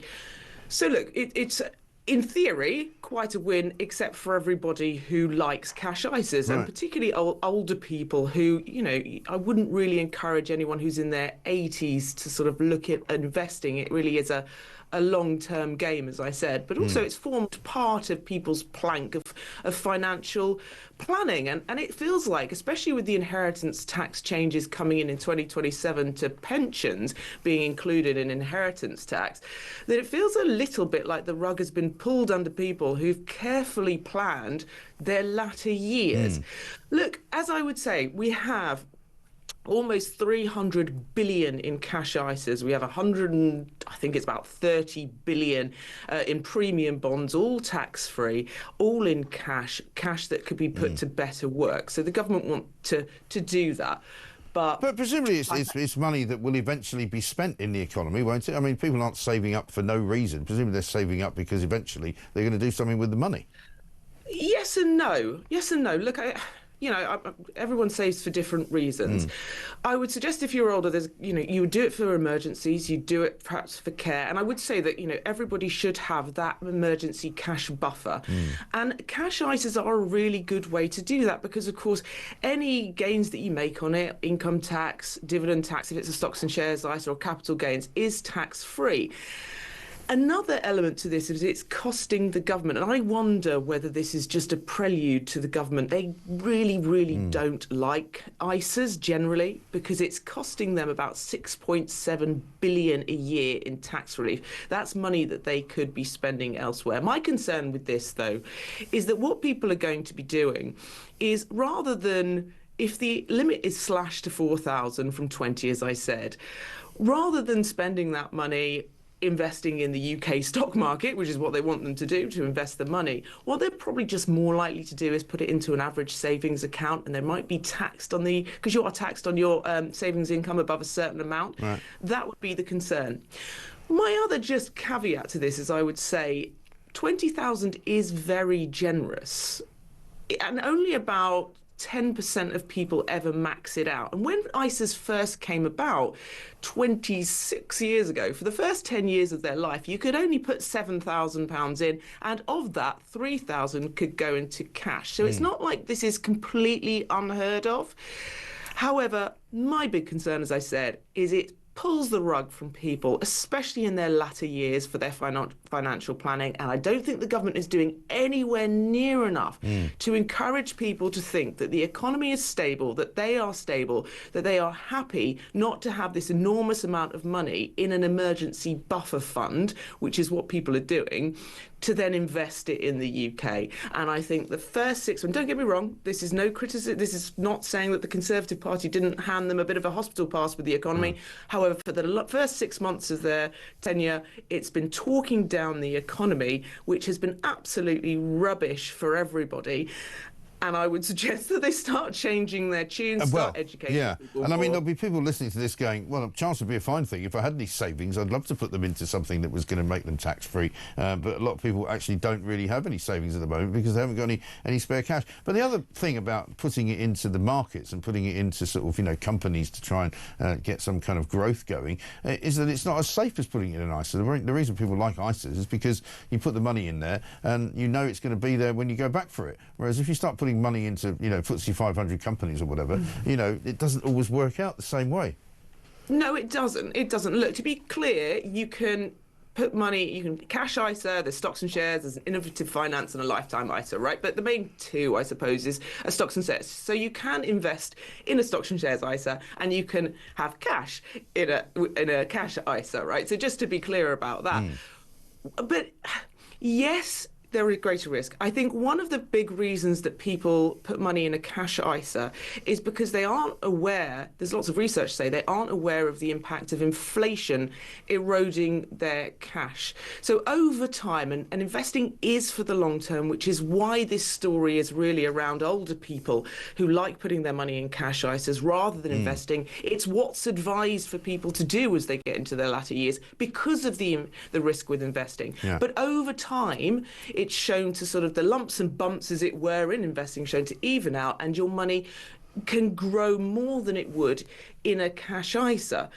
But the problem for older people or anyone who needs access to that money, which is why having a set lump sum, they recommend 3 to 6 months of your outgoings in an emergency savings pot, is so useful, is that should the stock market go down, as we've seen plenty of times, and you need that money quickly, I'm afraid you could crystallise your losses. So that's the concern. But over the long term, as I said, money can work harder. And for individuals, it would be good, especially if you're young, you've got a long-term horizon, to be looking and considering investing and seeing if it's right for you. And one of the other myths is that you don't have enough money. You can start a very sort of simple cash stocks and shares ISA for as little as sort of £25 a month. So, you know, look, I'm not advocating any of these cash ISA or stocks and shares ISA. Anything I would say, if you don't know what to do, speak to a financial advisor. But I would just say consider it. Interesting. Great. Good to talk to you, Georgie. Nice to see you again. Editor-at-Large Times, a Money Mentor, of course. You can find her in the Times every single day. Here's one from Chris in Wallasey. It says, Mike, you shouldn't be paying benefits to anyone of working age who smokes tobacco or that other funny tobacco that's called Tabasco. Well, it's not really called that, but we know what you mean. If you can afford these one-on benefits, you don't need benefits. Also, it encourages a few to give up if you thought your benefits were under threat. Well, that's a good point, actually. I suppose it's a bit Orwellian, isn't it? If you ask people who are claiming benefits, do you smoke? And if you do smoke, then I'm sorry, we're not going to give you any. But you've got to start doing something. And Chris in Ottershaw says, Mike, it's all very well for Tom Hunt to bang on about the Tories changing from the mistakes they made in the past. Too much damage has been done that anyone with half a brain would not have done. If he has any sense, he would join Reform. The Tories are doomed. Well, coming up, we're going to speak to Andrew Allison, head of campaigns at Popular Conservatism, to see whether he thinks the Tory party is dead and buried and whether Reform, as Nigel Farage said, and we're going to show you his speech again from yesterday at CPAC, thinks they're going to win the next election. This is Talk.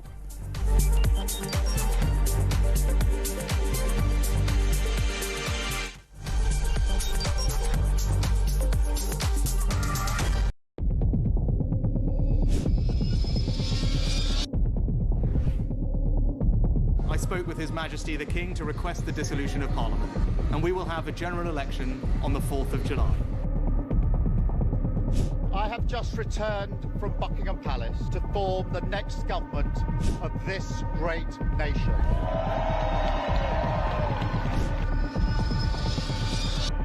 Take a look at what happened.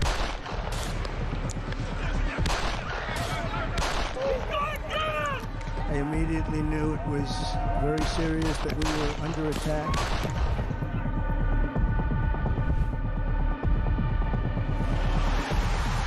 The time has come, and this surely is England's time. Williams, who scores, and Spain lead. The shot from distance is in. It is Cole Palmer. Low ball in on Palmer, slides it in. An absolute killer of a goal.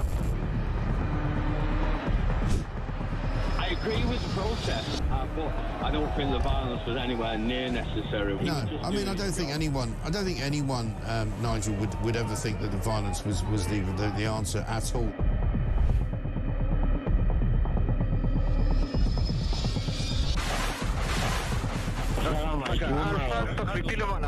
אזרחי ישראל, אנחנו במלחמה.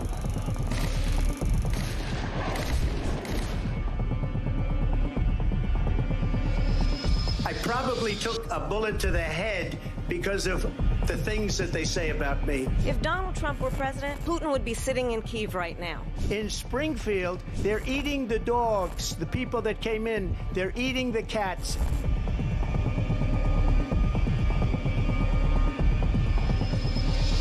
Liberal left couldn't understand that this man could be anything other than the great newsreader, a man of integrity. Is it possible in any way, shape or form that Keir Starmer didn't know about these facts about the suspects in Southport? I find it extraordinary that he wouldn't know. It seems that the public has not been told the truth. No, there's nothing like an American election, I have to say. North Dakota has gone red, South Dakota's red, Texas is red. Many people have told me that God spared my life for a reason. Bloomberg UK reporting Ukraine has made the first long-range missile strike inside of Russia. These are the missiles that Biden has approved for the use by Ukraine.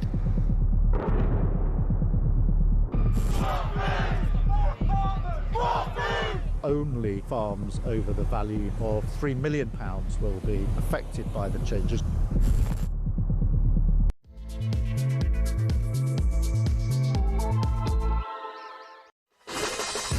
Welcome back to Morning Glory. It's 2 minutes past 8. I'm Mike Graham with you all the way through until 10 o'clock, of course. 4 glorious hours of Morning Glory. We've got some more gaffes for you because it is Friday. The weather is on the improving scale, I'd have to say. It's going to be 15 degrees in London today. The heat is definitely on. But there's also going to be snow. There's also going to be hail. There's also going to be gales. It's going to be a very, very weird weekend for weather. Coming up in this hour, we're going to be speaking to a great many guests, of course. Andrew Allison, first up, head of campaigns at Popular Conservatism. I'll be putting it to him.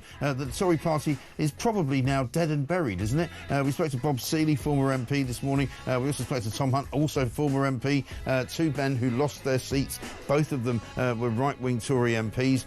They have now probably been subsumed, you might say, by the rise of reform, which is leading in all of the polls, whichever one you want to look at. It's not a blip anymore. It is now a absolute theme that reform is on the rise. Nigel Farage, speaking yesterday in America, basically said he's going to be the next Prime Minister probably of this country. Reform is going to form the next government. They're going to win the next election. It's hard to argue with it. Also, we'll talk about Keir Starmer. He's trying to do yet more deals with the European Union. Front page of the Times today, he says that he wants to start up a youth visa scheme which will enable young people from the European Union to come and work in the UK, and similarly would allow young people from the UK to go and work in Europe. The problem, of course, is what is the price for that? What exactly is going to happen to the open borders scheme that's already in operation? And how many young men who might not actually be from the European Union but may have arrived there from other points like Africa, like the Middle East, like the Far East? What point is there if it's just going to be loads of people from those countries who are going to come into Britain to wreak more havoc on it? That is a big question. We're also going to talk about the latest from Ukraine. Donald Trump is right to ignore despised dictator Zelensky. According to Elon Musk, he says the massive graft machine feeding off the dead bodies of Ukrainian soldiers has had its day, and it's time now to close down the money and the money feed which is going there. Keir Starmer, of course, is going over to see Donald Trump next week. week, but he's not going to be the first Prime Minister from Europe to get there, not the first leader from Europe, because Emmanuel Macron is going to beat him to it. 0344 499 1000 is the number. Send us a voice note. We'll play it out for you to that number, of course, on WhatsApp. You can text us on 87222. You can, of course, reach us on X as well, at talkTV. Also, we'll tell you why silence is actually golden for couples, why net zero won't create any jobs whatsoever. And there's another Sri Lankan paedophile who won't be sent home, hasn't been sent home for 10 years, even though he is due to be deported, because apparently homosexuality is illegal in Sri Lanka, and you might suffer a bit of a bad time. Absolutely unbelievable. 0344 499 1000. This is Morning Glory. Let's get it on.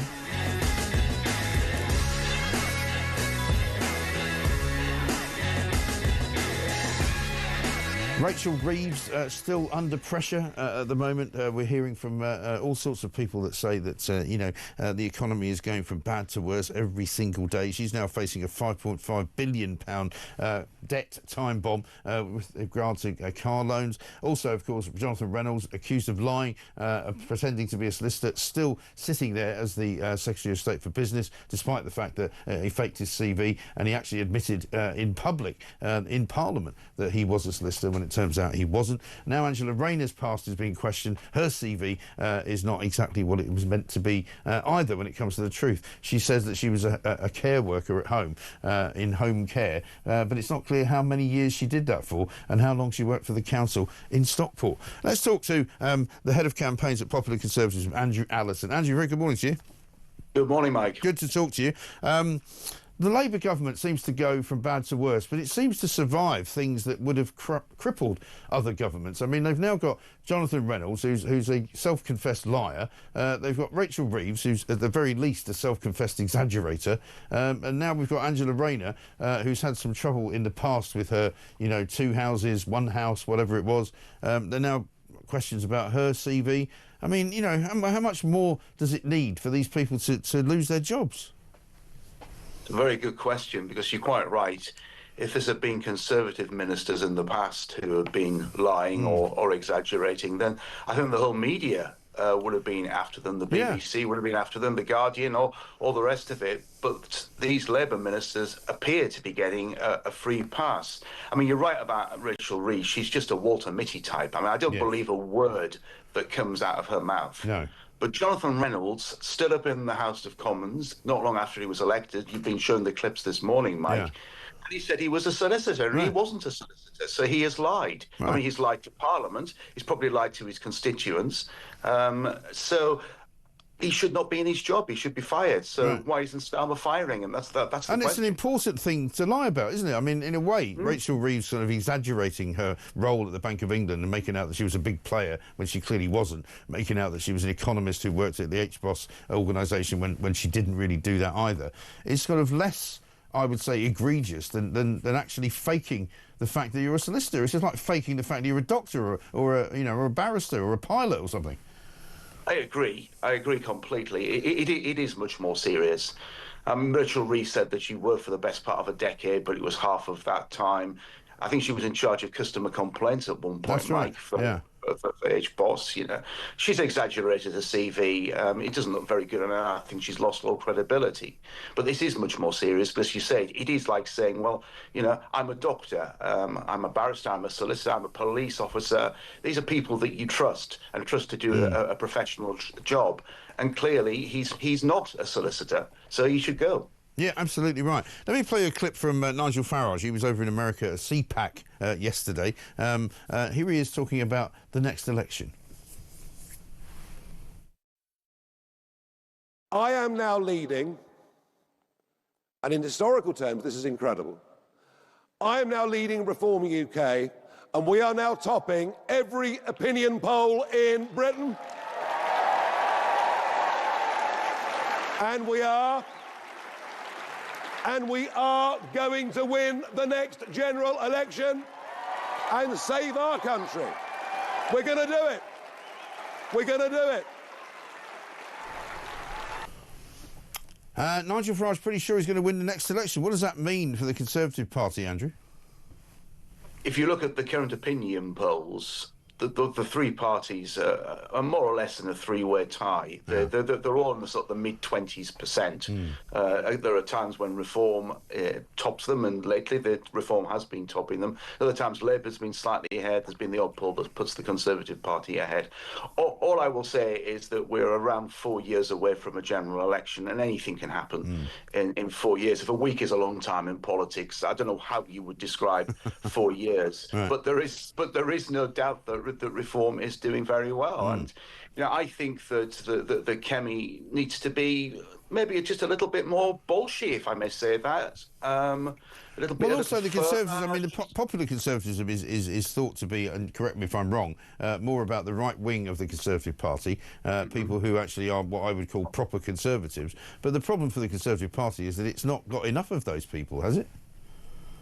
There's certainly enough people around as members of the country. As far as the parliamentary party is concerned, well, the parliamentary party, I think, has always been more to the left of the voluntary party. That's an open secret. All I'm saying is I think Kemi needs to put out more conservative positions. We don't need detailed policies at the moment, but we certainly need many more proper conservative positions, because I have no doubt that she is a proper conservative. I mean, she ideologically, principally, you can see that she's a conservative, and more than most of her predecessors. But is she cutting through to the people? Because a lot of the people that listen to this show and watch this show, a lot of people in the country feel that, the Conservatives and the Labour Party are both, two cheeks of the same backside. They've let them down. The Tories had 14 years in power, and they wasted it, really, at the end of the day. The Labour government's worse than they could ever have dreamed possible. And for them, Reform is really the only look of salvation. The Conservative Party rightly received a shellacking on the 4th of July last year, Mike.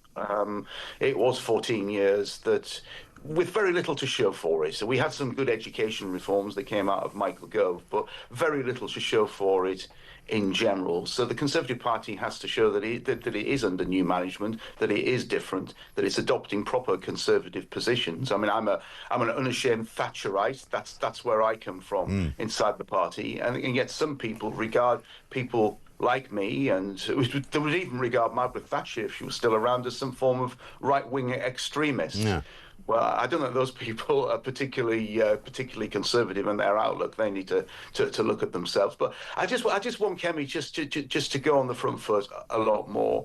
She's only been in since the beginning of November, wasn't it? It was just before Donald Trump was elected as US president. Yeah. So it is early days at the moment, and she does have quite a while to go.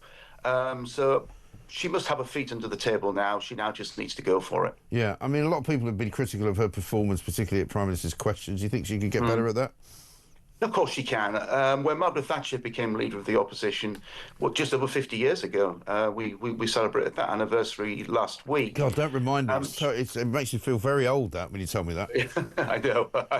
I can't quite remember that because I'm not quite as old as you, Mike. But, when you start remembering events in the late 70s, you realise you are starting to get on a little bit. Shocking. But Jim Callaghan used to knock her around the park in those early days, but she got better at it. Yeah. And I think that's the important thing. So Kemi will get better at that. So do you say then that you think there is still hope for the Conservative Party, that there is a chance that they will get back into government? Because a lot of people tell me, there's no chance of that happening, and if Reform continue on the current sort of trajectory that they're on, at the very least what they'll do is split the vote, and they could get as many as 110 or 120 seats in Parliament, which would make it pretty much impossible for anybody to become the overall outstanding, kind of majority. There's a couple of points to make there. I mean, the Conservative Party's been written off in the past. It was written off in 1987. After those disastrous European Parliament elections under Theresa May in 29, it was getting written off. And it does have an ability to bounce back again. Regarding the splitting of the vote, I mean, that is a worry. And, of course, Kemi says that she won't work with Nigel, and Nigel says that he won't work with Kemi. But if the two parties are still battling against each other, if the vote on the right is still getting split in 3 years' time, I think minds will be focused, because we all know what will happen if that vote remains split. Labour will get another 5 years. and neither Reform nor Conservative voters want that. No, exactly right. Good to talk to you, Andrew. Thanks very much indeed. Andrew Allison, Head of Campaigns at Popular Conservatism. Got lots and lots of really good messages coming in. Morning, Mike, says Jim in the Netherlands. I was extremely encouraged to hear that Starmer's request for an audience with the Chief has been graciously granted. If he's lucky, he'll get off with a scolding. P.S. If his sidekick Lammy accompanies him, Starmer must check his footwear. He mustn't, God forbid, turn up with sneakers. All the best. Thank you very much, Jim, for that. It is Gaff-prone Friday, so let's get another gaff underway, because we've only played one so far. It wasn't much of a gaff. This is Kevin O'Sullivan doing it properly. Be interested to know you could win 25,000 quid. I'm interested to know, but actually I don't think I'm allowed to enter, but you are. Here is your chance to, as a talk customer, as a talk viewer, listener, here's your chance to win a million quid. Who wants to be a millionaire? Well, you can't be a millionaire, but you can be a 25,000 quid heir. Yeah, OK, Kev. So what is it, £25,000 or $1 million? I can tell you straight out, it's £25,000, and here it is. It's competition time, and we're giving you a chance to win a whopping £25,000. So what do you need to do to get involved? All you have to do is text the word prize to 83338, or you can enter by post. It's as simple as that. Once again, to get involved, just text the word prize to 83338, or you can enter by post. 18 plus, UK excluding NI. Enter by SMS for £2 plus one standard network charge by 11 p.m. on March the 3rd, 2025. Or send your name, email and contact number to £25,000 cash competition, PO Box 3190, Colchester CO2 8GP, to arrive by 5 p.m. on March the 6th, 2025. This is a News Broadcasting Network promotion. Full terms and conditions at talksport.com. It's 16 minutes past 8.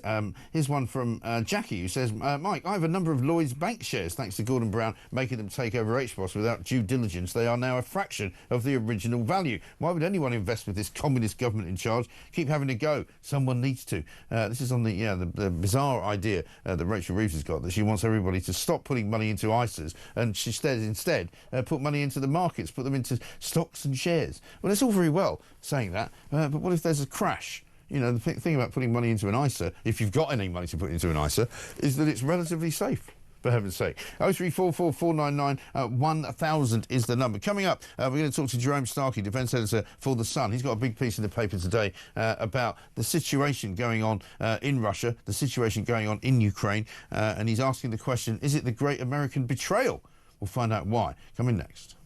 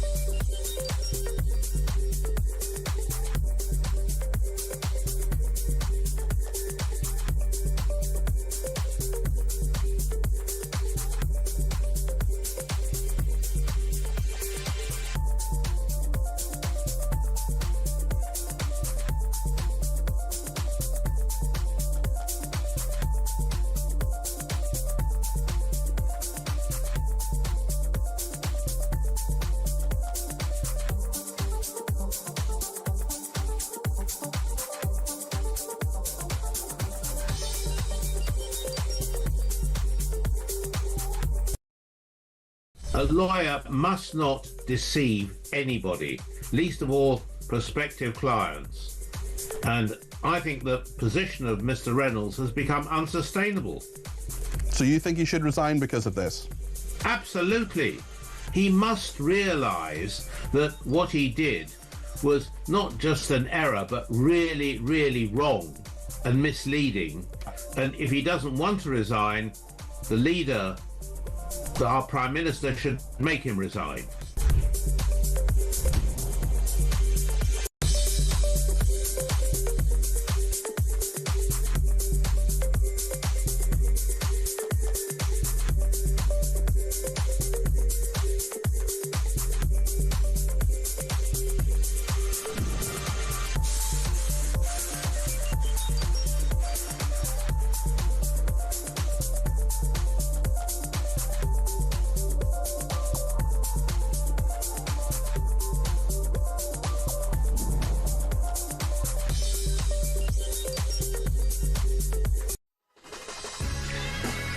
Welcome back to Morning Glory, 20 minutes past 8. I'm Mike Graham with you all the way through until 10 o'clock, of course. Coming up later on tonight's Plank of the Week, we'll have a little clip for you on that later on.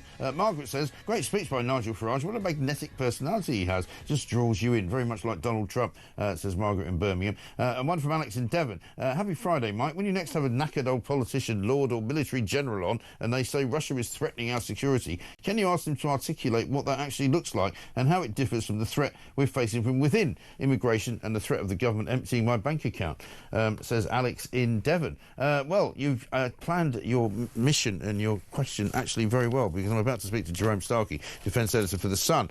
He's got a big piece in the paper today on page 10 asking about what is actually going on behind the scenes between the conversations of the Russians and the Americans. They met up in Riyadh in Saudi Arabia this week and had conversations. Marco Rubio, the Secretary of State, and Sergei Lavrov, the Foreign Minister of Russia. But Jerome's got a piece in The Sun saying on page 10, could this really be the great American betrayal? And let's find out what he means. Jerome, very good morning to you. Good morning, Mike. Thanks for having me on. Good to speak to you. Could this be the great American betrayal? Is a question. And what's the answer? Well, the question is hopefully not. But the fact is the question has to be asked because of what Donald Trump has said and what Donald Trump has done. He is wildly unpredictable. And so the point I make in that article is that unpredictability is not what countries need from their allies. Because if you're unpredictable, you're unreliable. And in defense terms, if you're unreliable, that means you're no longer credible in terms of deterrence. Deterrence, the principle of deterrence, fundamental is reliability. That means that the weapons and the alliances that you have to deter your enemies are reliable.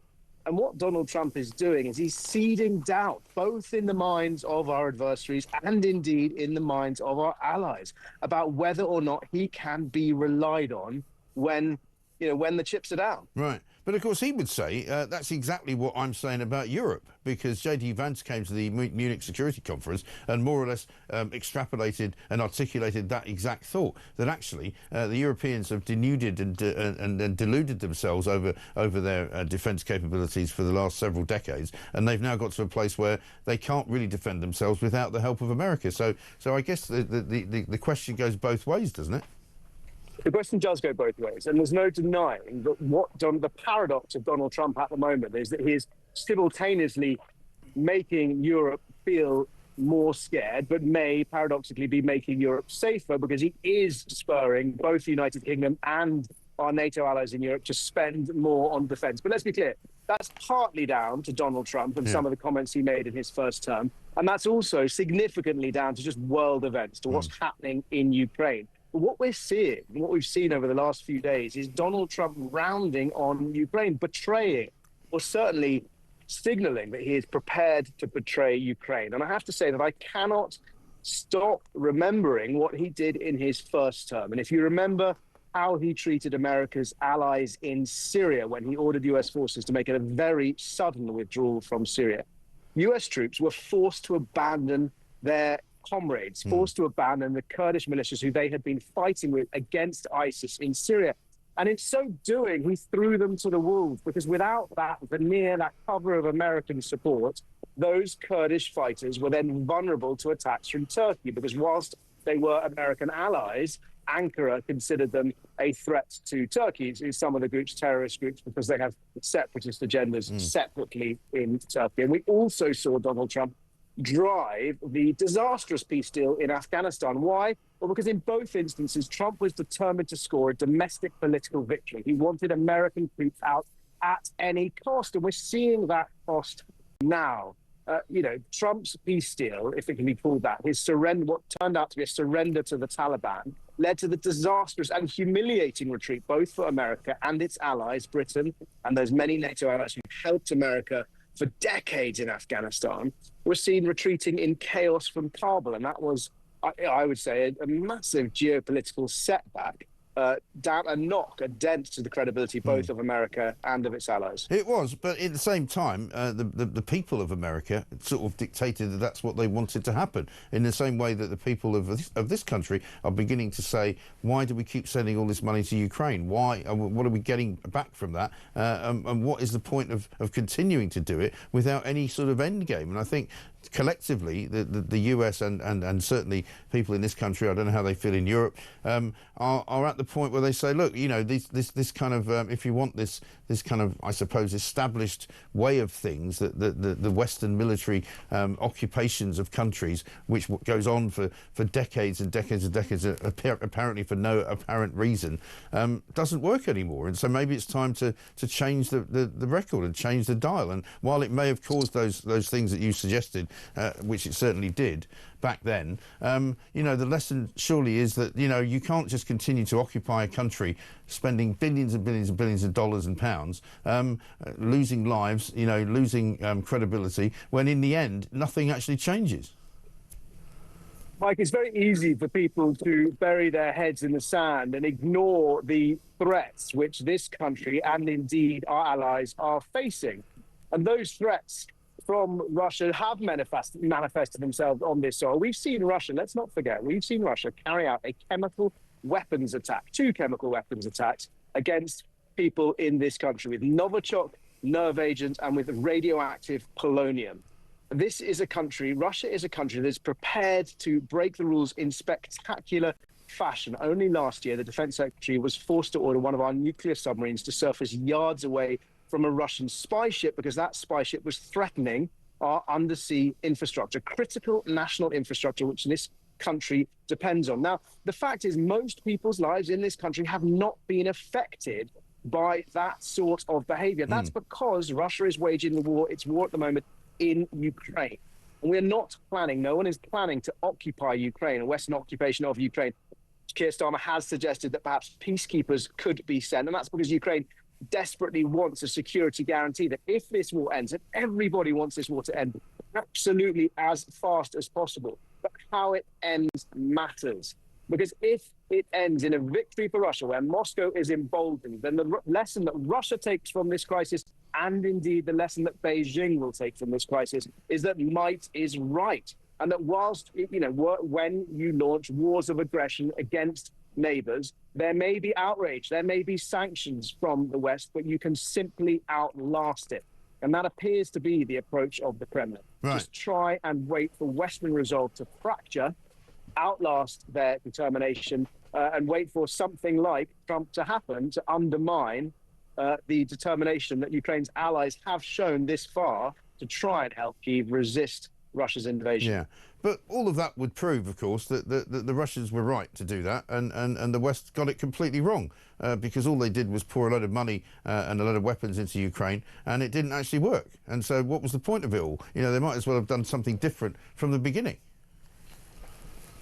Well, Donald Trump, if Donald Trump may undermine the approach of the last 3 years, and you could argue that if Donald Trump is right, then perhaps, yes, he has proven the West wrong. I mean, the fact is that Ukraine is resisting a war of aggression on its soil. It's fighting for its very survival. And if Russia wins, that will put Russian forces, or indeed a Russian-friendly regime, on Europe's doorstep. That is what, that will be going against the democratic will of the vast majority of Ukrainians who are supporting their president and supporting this fight, as brutal and bloody as it is, because they want the right to exist and they want independence. And we have a choice, which is whether or not we want to roll over and allow a country like Russia, a tyrant like Vladimir Putin, to determine which countries can and cannot be free within Europe. But what I'm saying, Jerome, is that it's already happened. It's too late for those questions because we had already rolled over. Europe had already rolled over. I'm pretty sure that when Vladimir Putin considered going into Ukraine 3 years ago, he looked around the room and thought, well, they're not going to do anything. Or looked over at Biden in America and thought, well, they're not going to do very much. So he went ahead and did it. And he was wrong, because Vladimir Putin made a spectacular miscalculation. And for the last 3 years, that has been evidenced by the fact that Ukraine is still in this fight.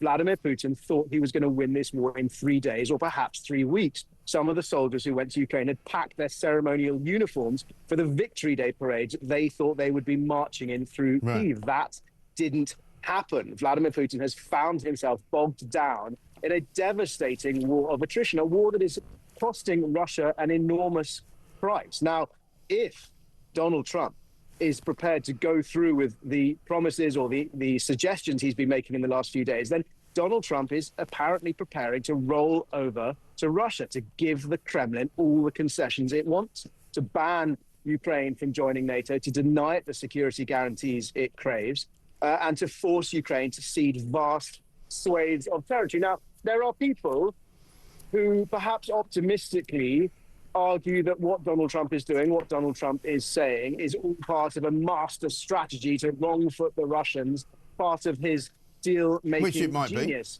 Which it might be. And I sincerely hope that is the case. But we cannot but help look at what Donald Trump has done in the past. When he promised to get American troops out of Syria, he did it at any cost, that significant cost to both America's prestige and its allies. When he promised to get American troops out of Afghanistan, he wasn't able to do it in his first term, but he nonetheless paved the way. And I have to say, there's no denying Joe Biden followed through. And Joe Biden did it in a probably much worse way than even those American troops that got pulled out of Syria. But Joe Biden followed the path that was in Afghanistan that was set by Donald Trump. Donald Trump was the one who negotiated what was effectively the surrender terms with the Taliban. And you're right, Joe Biden could have and perhaps should have tried to reverse or at least improve the terms of that negotiation. But that was a path set by Donald Trump. And I think he has shown himself willing to abandon America's allies. And that is deeply, deeply disturbing. And that should be very disturbing for countries like the United Kingdom, which over the last 80 years have come to depend on America. If Russia is incapable of beating Ukraine or doing what they thought they could do in 3 days, what is there to make you think that they would then embark on invading a NATO country like Poland or like Finland or like Sweden? Russia is incapable at the moment of beating Ukraine because Ukraine is being supported and resourced to mount this phenomenal resistance. But two things would change if Russia wins in Ukraine. Firstly, the minute this war stops, Russia will find itself with an economy which is at full tilt in a war economy mode. Russia's factories are churning out tanks and munitions to resource its army. It also has, despite its spectacular losses, a huge number of battle-hardened soldiers who have not just been trained, but have honed those military skills in the harshest possible conditions of combat. And one can only imagine that after some sort of peace deal, while some might remain on the front line, many of them would be returned to barracks. So an economy, a war economy, plus large numbers of battle-hardened soldiers, plus a dictator who has proven, and in fact has stated openly his ambition to restore the Soviet empire, would clearly pose a threat to Russia's allies. And he will be emboldened by the fact that last time he used force, and we'd be talking about the Ukraine conflict in this context, he got away with it because, that is what we're talking about. If he is allowed to get away with it, he will learn the lesson that strategy works. If the West, America, has a choice at the moment, which is what lesson Vladimir Putin should take from this conflict. If the West holds its resolve, continues to support Ukraine, and can manage to end this war in such a way that Russia is discouraged from doing it again, then perhaps Europe can breathe a sigh of relief and we can look forward to years of relative peace in future. If the West rewards Russia for this war of aggression, then we will be looking at a very, very difficult and far more concerning security picture for the years ahead. Jerome, thanks very much indeed for talking to us. Jerome Starkey, defence editor for The Sun. They're written a piece today on page 10. Could this really be the Great American Betrayal? I take the view that basically Trump knows what he's doing. And it may well be that he pulls everything out of Ukraine. And maybe that's what's necessary at the end of the day. But we'll talk about this, I'm sure, for weeks and months to come, right here on the home of common sense. Let's get a voice note from Sam. Morning, Mike. Great show, as always. This government, the cabinet, is just a joke. It's like a living, spitting image sort of scene, isn't it? You got two-tier Keir, Starmer, Harmer, Granny Harmer, Farmer Harmer, and you've got Raquel Thieves, the Chancellor of the Exchequer Wrecker, the Exchequer Wrecker, and then you've got No-Brainer Rayner, who I call Bobby the Builder, who is like having a builder that works 1 day a week. It's just a joke. I don't even know the name of the Defence Secretary, but I don't know. Is it Captain Mannering? Do me a favour. Actually, funnily enough, generally speaking, if you look at the cabinet and the state of it and how useless it is, actually, John Healey, who is the Defence Secretary, is not that bad. He's one of the better ministers. But even he, I'm afraid, is not really up to the task. As far as I know, he hasn't told any lies in his CV, though, which does set him apart. But Sam, brilliant voice note. And he says this: I'm writing this to you, Mike. We, as pensioners, have followed you for quite a while. However, I'm beginning to struggle and wonder how this country is in such a mess. We now hear that our leader is renegotiating closer ties with the EU, our savings are under attack, plus all bills are rising, and now we will have to pay income tax on our pension income. My husband has 2 degenerative conditions and will eventually need hospital care. We don't expect any help from the government, but I'm beginning to wonder how we're going to survive. And I'm sure we are not the only ones. I'm sure you're not. An awful lot of people, by the way, Annie, are starting to get very concerned about their welfare under this government, because this government appears to not have any clue whatsoever about how dangerous their policies are, how difficult lives are becoming for ordinary people in this country, how expensive the thing that living has become in this country. We're going to get energy bills going up again next week, £85 the energy cap is going to rise by. People are going to be struggling to pay to heat their homes. Hopefully the weather's going to get a little bit warmer, so they might not need to be having as much heat as they would have had otherwise. Net zero is killing the economy. Rachel Reeves, the Exchequer Wrecker, as Sam just pointed out, is making a complete dog's breakfast of everything. Keir Starmer on the international stage looks more and more out of his depth, and he looks like an amateur. It's really, really embarrassing. But properly, people are worried about the future. Matt in the Telegraph has done a brilliant cartoon, as he often does this morning. The UK doesn't have any spare troops, says one soldier to another on the Ukrainian front line, but it's sending a battalion of human rights lawyers. No doubt. And maybe some trans activists as well. It's 8:37, this is Talk.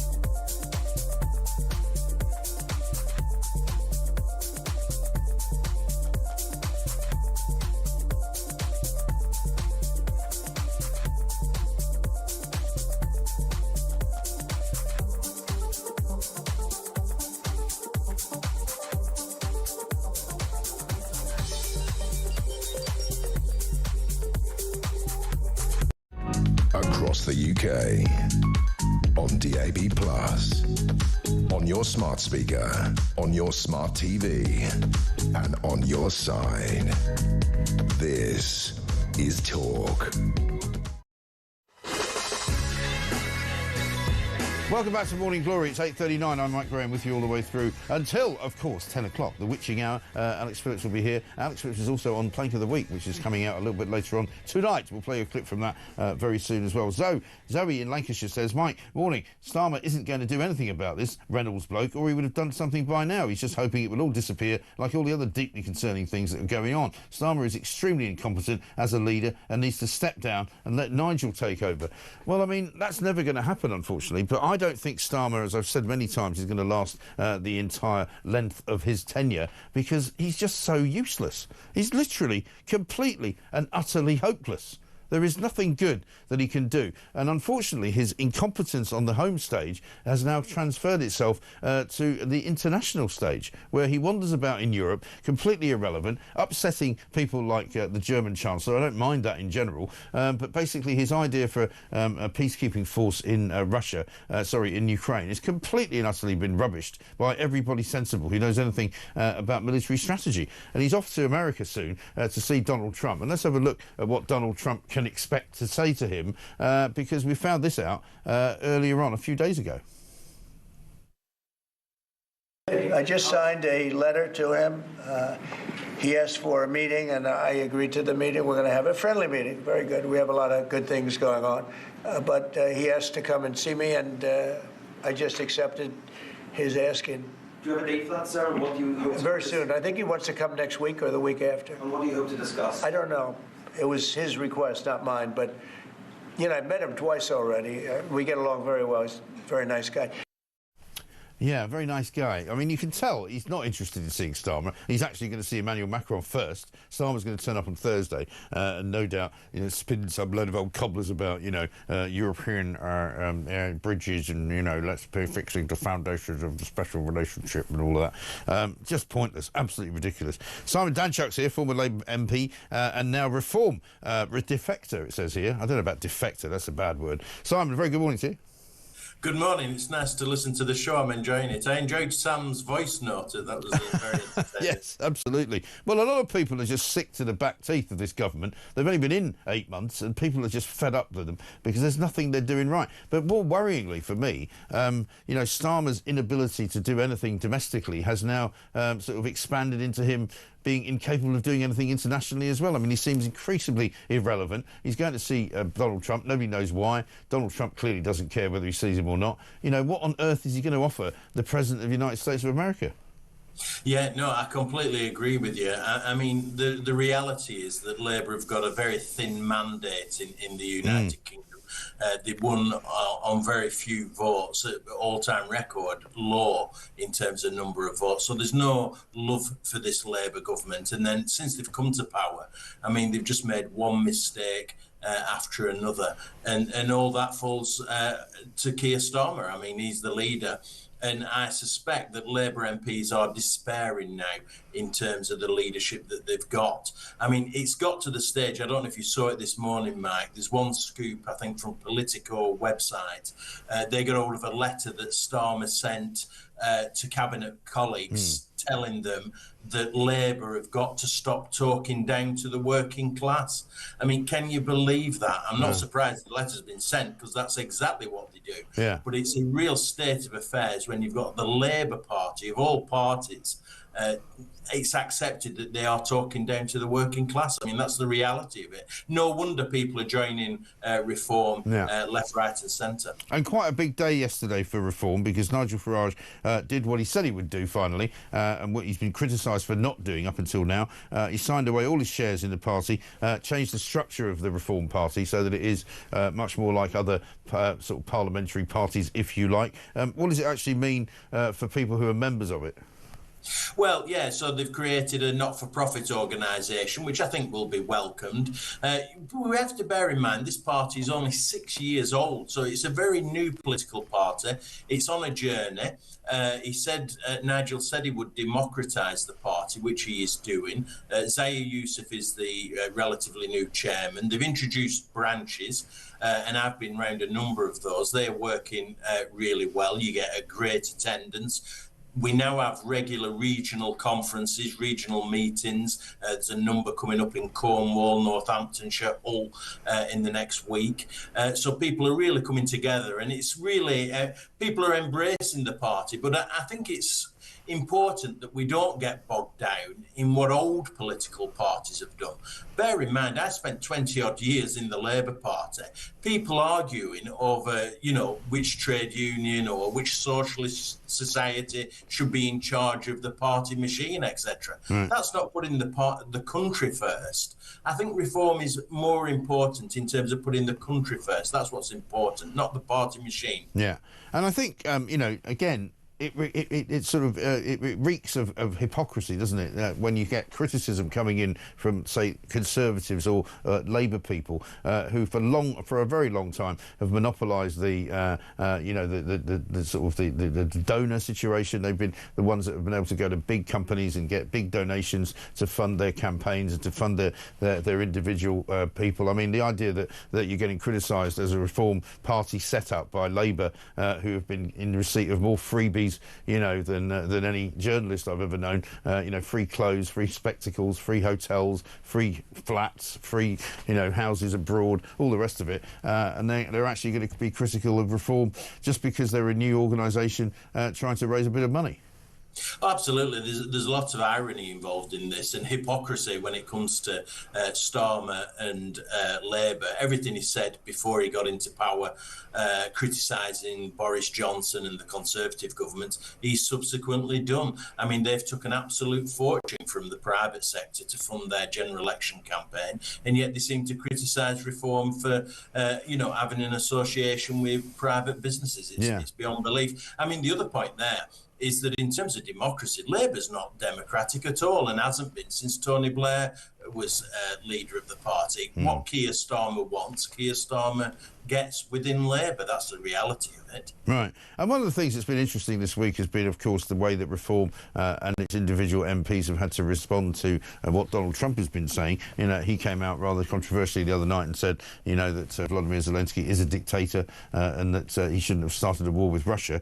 Nigel Farage has had to disagree with that and said Trump's words, I mean, kind of what I said, Trump's words should be taken seriously, but basically, you know, Vladimir Zelensky is not a dictator, not in anybody's world, and everybody knows that probably Trump is not saying that for any reason other than a sort of distraction.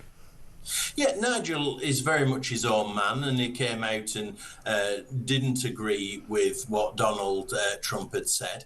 But, you know, there's a lot of nuance in this, isn't there? You know, it's a complicated picture. What Nigel also said is that, you know, there was some provocation in terms of Russia and the intervention, the conflict there. So that's an important point as well. I mean, the larger point in all of this is that Reform are doing incredibly well in the opinion polls. They are they're now in the lead. They're beating Labour, they're beating the Conservatives. This is a 6-year-old political party. It's quite phenomenal. And as soon as they get closer to 31%, and they're not that far off, they're in the mid to high 20s.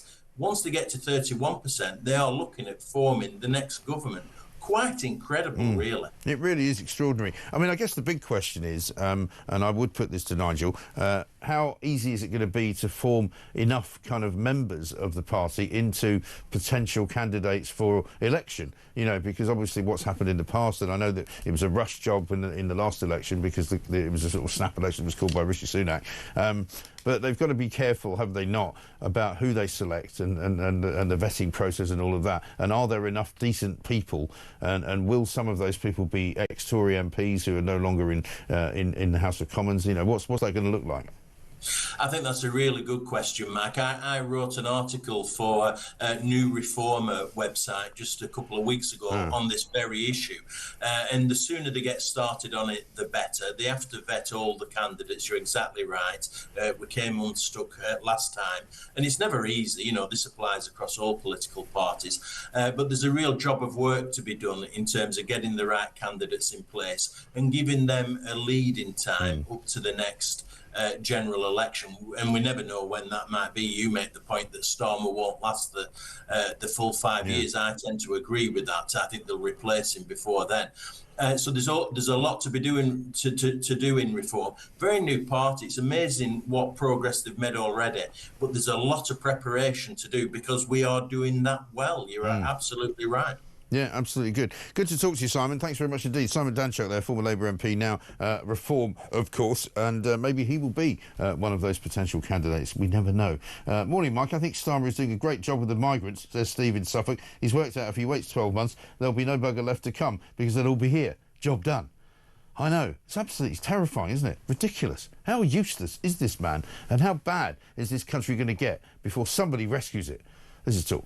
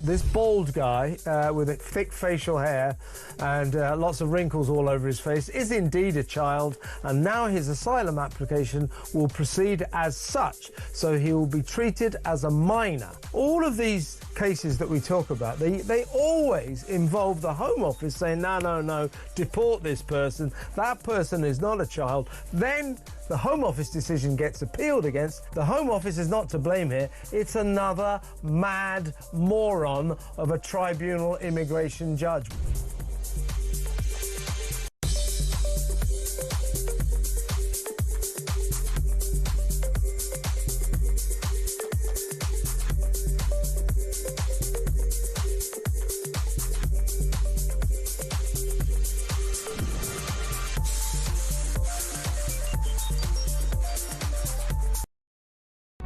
Across the UK, on DAB+, on your smart speaker, on your smart TV, and on your side.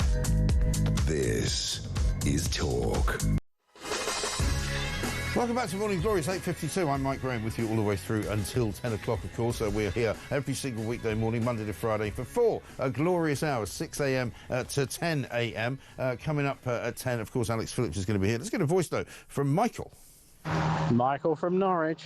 How will Starmer go to Washington without killing the planet and destroying the planet? What will Ed Miliband think? Will he catch the carbon points or carbon points in his capture thing, his carbon capture machine, with his dream catcher machine?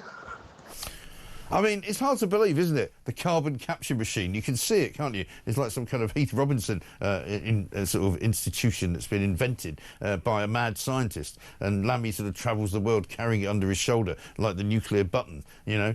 Here's my carbon capture machine. I've spent £1 million so far. Hopefully by the end of this year, I'll have spent £2 million flying around on a private jet. I don't know how Keir Starmer's getting to America. I remember the last time he went, he was followed very closely by his wife, Lady Starmer, who hasn't been seen much lately. Remember she walked up the steps of the plane with him, holding his hand, and they sort of waved to the adoring public who weren't actually there. Presumably, if she likes going to America, she'll go with him. I don't know what the story is. I don't know how long he's going for. He's supposedly going to be seeing Donald Trump on Thursday, which will be after Emmanuel Macron has seen him first. This comes in from someone who doesn't give a name. Biden is getting off very lightly over Ukraine. One, on the eve of the Russian invasion, he was asked what his response would be if Russia invaded Ukraine. Rather than a strong response, he said it depends on how big the incursion is. This green-lighted the invasion. Two, don't underestimate the deep in... I don't see what the rest of that message says.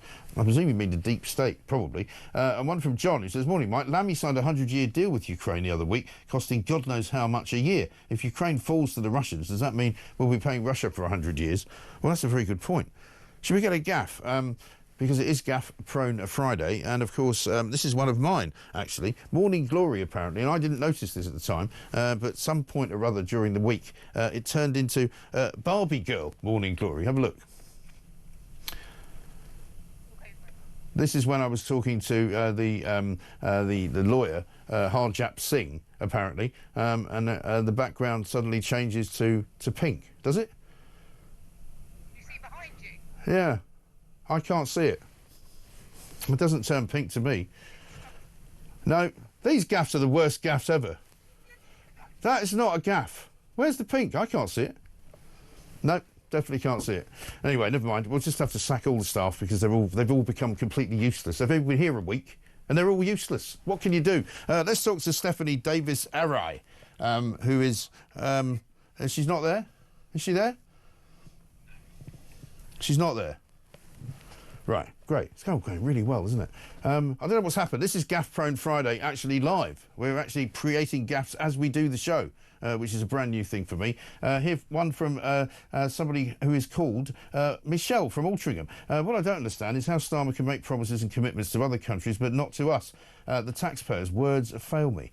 And Mike says, morning, Mike. Mike here. Cash ISA Rachel Reeves wants you to invest your money in the stock market. Well, I remember what happened with the endowment policies and how people lost an awful lot of money. Will they start sending people round to your house to check under your mattress as well for any cash you might have that they could steal?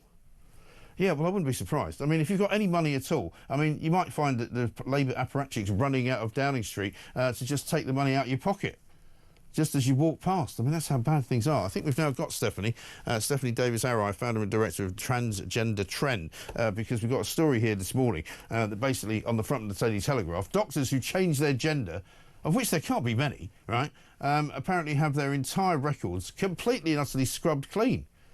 So if they've done anything wrong, you'll never be able to find out. Doesn't seem right to me. Let's talk to Stephanie. Stephanie, morning to you. Morning. Thank you for joining us. We haven't got a great deal of time. I mean, I presume this is a very, very odd, strange development that nobody really knew about.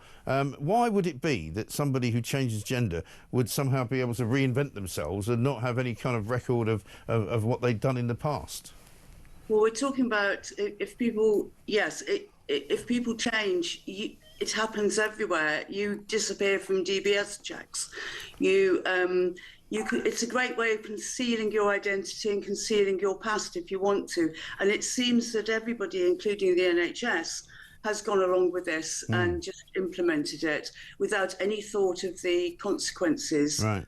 That for other people. Right. So even if Wes Streeting is promising to fix this particular loophole, it's not going to be fixed in every situation, for example. Well, the NHS, in changing those records, it changes doctors' records, it changes patients, it's the NHS number, and that's really dangerous as a practice as a whole for both patients and doctors. So patients don't know which sex a doctor is necessarily. If a woman asks for female-only care within the NHS, she may be sent a man because he identifies as a woman. Right. So it causes all sorts of problems, but it also causes medical dangers, of course, if you're confused. Well, it does, yeah. Presumably, but this, I mean, I know this might not be the area that you're interested in, but presumably that would also cause a problem for people doing CRB checks on people who have changed gender for the purpose of, say, working with children or working in schools. Absolutely, absolutely. And it does cause a problem within the NHS for children. If the NHS can't understand the difference between the sexes and base their policies on reality rather than on people's feelings, then how can we trust the NHS to look after the children that are coming in who are confused about their sex and need help. If the whole basis of the NHS is that our sex is immaterial, it doesn't matter, it's not real, how can we trust them? So it is something that really concerns me. Yes, no, I think you're absolutely right to be concerned. I think will concern everybody else, because I didn't realise that it was quite such a ridiculous situation. But Stephanie, thanks for explaining that to us. Stephanie Davis-Arrai, founder and director of Transgender Trend. So if you change your gender, right, so if you're a bloke who wants to become a woman, might that not be a motivation? If you, say, have something in your background, like a criminal record of some kind, that all disappears? That's extraordinary, isn't it? I had no idea that that was the case. We may have to explore this a little bit more in the next hour. 0344 499 1000 is the number. This, of course, is Morning Glory. Coming up, we've got loads more to do. We'll see you after the news.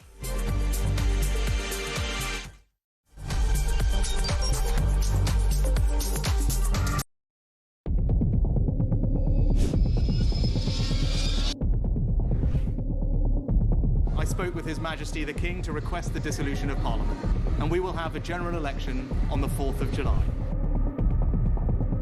I have just returned from Buckingham Palace to form the next government of this great nation.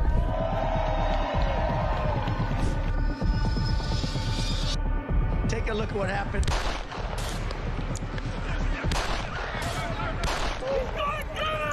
I immediately knew it was very serious, that we were under attack.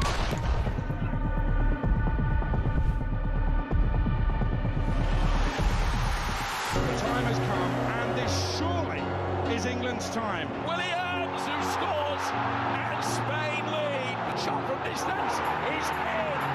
It is Cole Palmer. Low ball in, Oivamo slides it in. An absolute killer of a goal.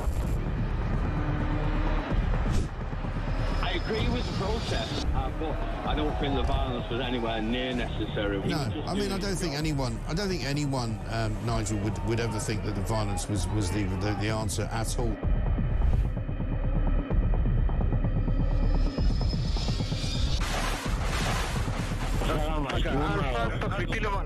אזרחי ישראל, אנחנו במלחמה.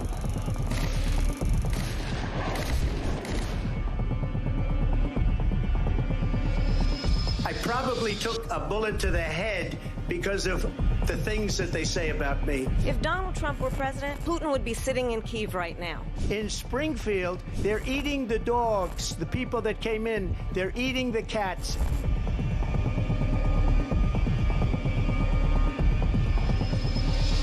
Liberal left couldn't understand that this man could be anything other than the great newsreader, a man of integrity. Is it possible in any way, shape or form that Keir Starmer didn't know about these facts about the suspect in Southport? I find it extraordinary that he wouldn't know. It seems that the public has not been told the truth. No, there's nothing like an American election, I have to say. North Dakota has gone red, South Dakota's red, Texas is red. Many people have told me that God spared my life for a reason. Bloomberg UK reporting Ukraine has made the first long-range missile strike inside a... Across the UK, on DAB+, on your smart speaker, on your smart TV, and on your side. This is Talk.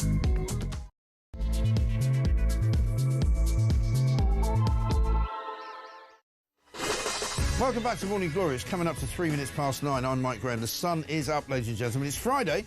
We've reached the end of yet another amazing week, and it has been an amazing week in news, you have to say. I mean, who knew that right at the start of this week, suddenly we'd be talking about the end of a war in Ukraine. We'd be talking about Keir Starmer going to see President Donald Trump over in the United States of America next week to talk about what Britain's role might or might not be. We've had all sorts of people losing their, I don't know how to say this in a nice way, losing their, I don't know, cojones, could you say, over the fact that Donald Trump is even saying some of the things that he's been saying, including, of course, that Zelensky is a dictator, that Ukraine should never have started the war. A lot of people accusing Donald Trump of shaking the barrel too fast and too quickly, you know, shaking the ants and nests, disturbing it, making the wasps angry, whatever you want to call it. And he certainly has done that because he is a great disruptor. That's what he does. You know, I'm less concerned about the way Donald Trump speaks and more concerned with what he actually does.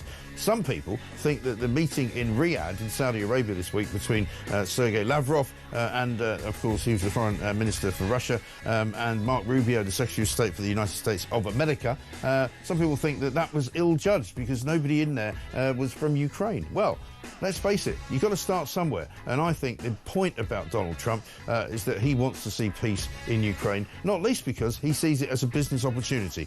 So my money is on Donald Trump getting it right. My money is not on the simpering European leaders and some commentators who think that, oh, my goodness me, you know, Trump's such a horrible man. He's ruining everything. He's going to cause World War III, and we're all going to be invaded by Russia, and we'll all be speaking Muscovite by the time we get to Christmas. I'm sorry, I don't buy that at all. It's coming up to 9 minutes past. We're going to be talking about Keir Starmer in this particular hour. We're joined by Alan Tolhurst. He's going to tell us what's going on. Jake Wallace-Simons is going to be here as well, columnist and broadcaster, on the horrible situation that unravelled yesterday in Gaza, where Hamas literally were sort of parading the dead bodies of children. It now turns out that the family, the Bibas family, who were returned in their form in coffins to their families in Israel, were not even given the decency of a proper funeral, because it turns out that the Bieber's mother is not actually the Bieber's mother. The body that's in that coffin apparently is not her. I mean, these people are so despicable, I really don't know where to begin. Let's get a voice note from Nick on doctors changing gender.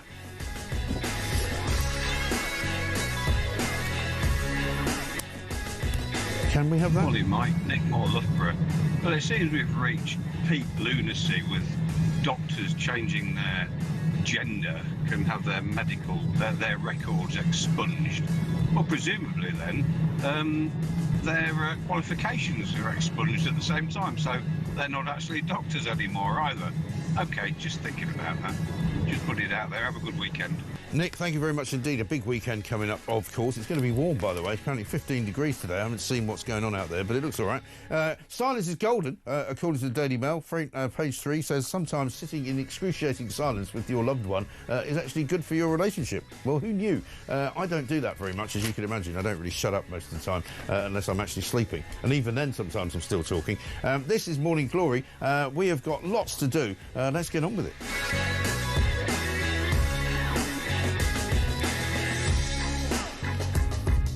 A couple of big stories in the papers this morning. To wit, Miliband is wrong to say net zero will boost jobs, says a think tank, which is actually run by Tony Blair. Which is rather surprising, isn't it? The former Prime Minister's Institute for Global Change warns in a report that the number of jobs created could be far fewer than promised.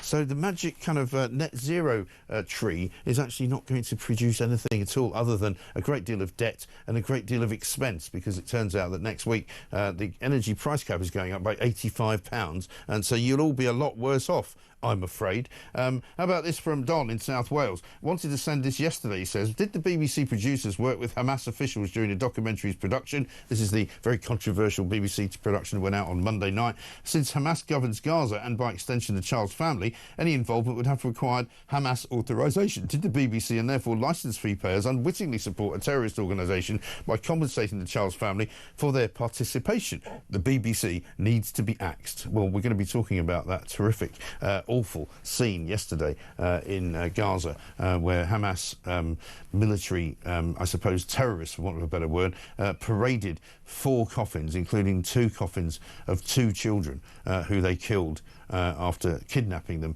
on October the 7th. Absolutely disgraceful, absolutely awful, terrible situation. Let's talk to Alan Tolhurst, though, because we've got some other stories to get through right here in the 9 o'clock hour. To wit, Alan, a very good morning to you. On the front page of the Times, Keir Starmer apparently wanting to offer the European Union youth mobility. He wants to import a load of young people into Britain. And some people have said to me, is this the thin end of the wedge? Is this a recipe for disaster? Will it end up meaning that we just get more and more migration, particularly of young men who might already be in Europe but might not necessarily be from the EU? Yeah, and I think that's what, if you look at the details of the scheme which is being put forward in the Times, there's an attempt to try and keep it to a smaller number. There's going to be a quota, essentially. I think that we kind of known this is where this was going to be going. Obviously, the UK government under Keir Starmer has wanted to improve relations with the EU. The EU has always said that the barrier to that is bringing back some form of freedom of movement, and obviously they've kind of alighted on this idea of a youth mobility scheme. The EU side, especially some countries in more Eastern Europe, want that not to be capped. They think that the movement should be like there shouldn't be numbers put on that. But obviously the UK government is quite worried that it'll be seen, as you just pointed out there, as kind of the thin end of the wedge, that it'll be returned to kind of overall free movement, which is obviously not what people voted for in Brexit. So the idea is to keep this, is to have some concessions to the EU by having a youth mobility scheme, allow people to come here for 2 years and possibly extend it for a third year, but then that is it, and to cap those numbers in a similar way that it's capped with a similar Australian scheme. Whether that's enough to A, placate the EU, and B, kind of placate people in the UK,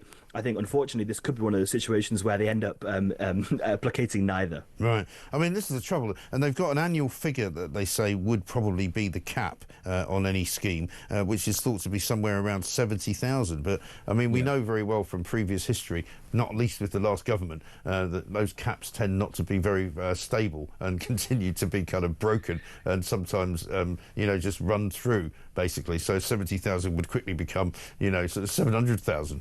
Well, yeah, if you look at, for example, previous schemes on kind of, they take specific jobs and say, well, that there's a scarcity of people in those roles, and so they lift up the cap or lower the kind of threshold for people to arrive for certain types of visa to do certain types of jobs. And again, as you say, you can sort of see a similar thing where if there's suddenly a shortage of people in a particular area, they would allow that number to be increased to notionally fill those kind of positions. And I guess that's not what people would want to see in that situation. They want it to be more controlled in much the same way. Anyone who's been to Australia knows the kind of the way that operates is quite controlled and doesn't allow for kind of spiraling beyond the specific numbers. Yeah, right. Keir Starmer's off to America next week. He hasn't been able to fulfil his wish to be the first European leader in the Oval Office, because apparently he's going to be pipped at the post by Emmanuel Macron, which is a bit of a snub, it would seem to me. I dare say the Americans will play it down, but he would have loved it to have been the first one, and he can't now say that, which is kind of a bit embarrassing, isn't it? Yeah, but it's absolutely classic Emmanuel Macron. I think once you heard Keir Starmer talking about being this kind of bridge between Europe and America, which I think before Trump took over, people might have imagined it would be someone like Giorgia Meloni, the Italian leader. But actually, it seems as though there is that position is up for grabs. Keir Starmer has talked about wanting to be that, and I think Emmanuel Macron has seen that and thought, no, I'm going to get in there first. I'm going to try and become this bridge. Obviously, he's playing on the fact that he dealt with Donald Trump the first time round, because he was obviously French leader at the time. So he says, well, I've got the experience of dealing with him, and I want to be this kind of bridge because there is this position. And obviously, if you get on the right side of Trump, then things like the kind of damaging potential tariffs and that sort of stuff, you can maybe win them round. So yeah, I think this is very, very kind of classic Macron behaviour to try and get in there first. Yeah, right. Usual slippery Frenchman type stuff. But I mean, hey, I'm half French, Mike. I'm not having any of that. Yeah, listen. Well, that's fine. I can insult you then with absolute acrimony, because I'll be quite right to do so. I love the French for all sorts of reasons. I just like making fun of them. But I like making fun of the English as well, because technically I'm actually Scottish, but there we are. Here's the thing.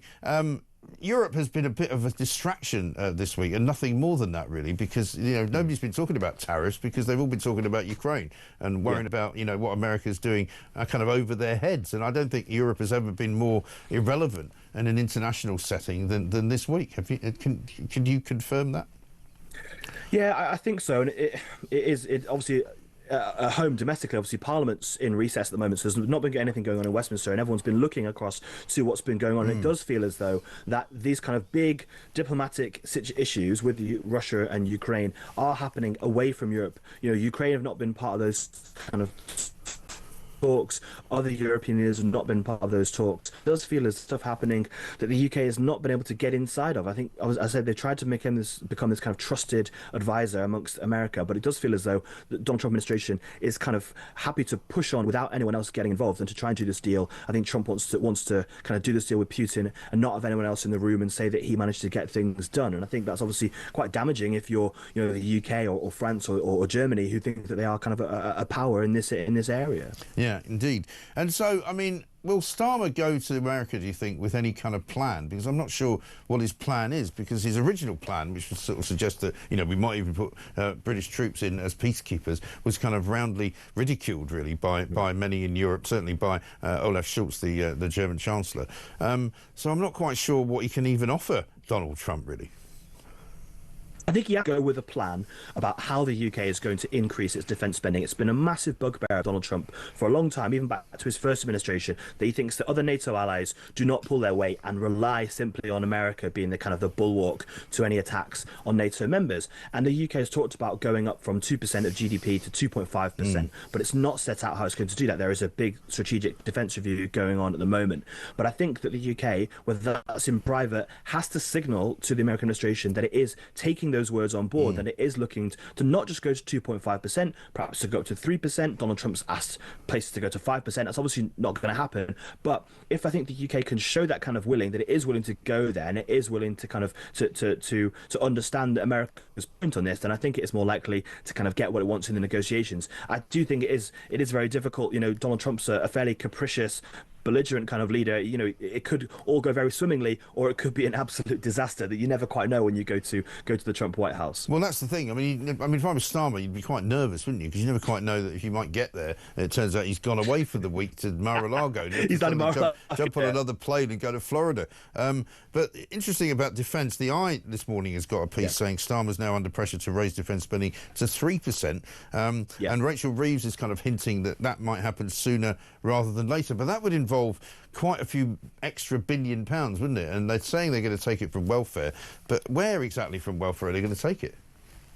Yeah, huge amounts, and there's massive pressure on Liz Kendall, who's the Work and Pension Secretary, to bring down the amount of people on sickness benefits. The amount of money that's been spent on benefit payments since the pandemic has massively gone up. But what Liz Kendall wants to do, and she thinks is the most important thing in order to increase productivity, is to take that money and then reinvest it in other schemes like getting people back into work, those sorts of schemes, because that'll be better for the country long term if money is invested and then people are in jobs and working and off benefits long term. Obviously the Treasury, being the Treasury, would like to get its hands on that money and use it for whatever purpose it sees fit. Obviously John Healey, the Defence Secretary, would like that money to go to defence, but it's going to be very difficult for Rachel Reeves to be able to balance the books when she comes to the spending review next month, when she gets those figures back from the OBR about growth. You know, that kind of headroom they might have built up through those tax rises in the autumn might have disappeared because of kind of low growth and inflation. So it's a very difficult position to be in, and that money could be taken from one place and then just kind of lost in the morass, and therefore not used for things like defence. No, quite. Good to talk to you, Alan. Thanks very much indeed. Alan Tolhurst, have a good weekend. Chief reporter at Politics Home. One from Sarah, who says this: doctors changing genders need to be struck off. They've been ideologically compromised and are not acting professionally by bringing their fetishes into the workplace. Their mental capacity is also in question. Future generations will look back at this madness in shock. Doctors, of all people. Well, it does seem a bit weird, doesn't it? I mean, how many of these people are there? And how is it possible for you to completely eradicate your previous history as a doctor just because you've changed your gender? Seems incredible. And let's talk to Brian, who's in London. Hi, Brian. Hi, Mike. How are you doing, sir? Not too bad. Good, man. Your money expert made me... I've been invested in the stock exchange for 40 years. Right.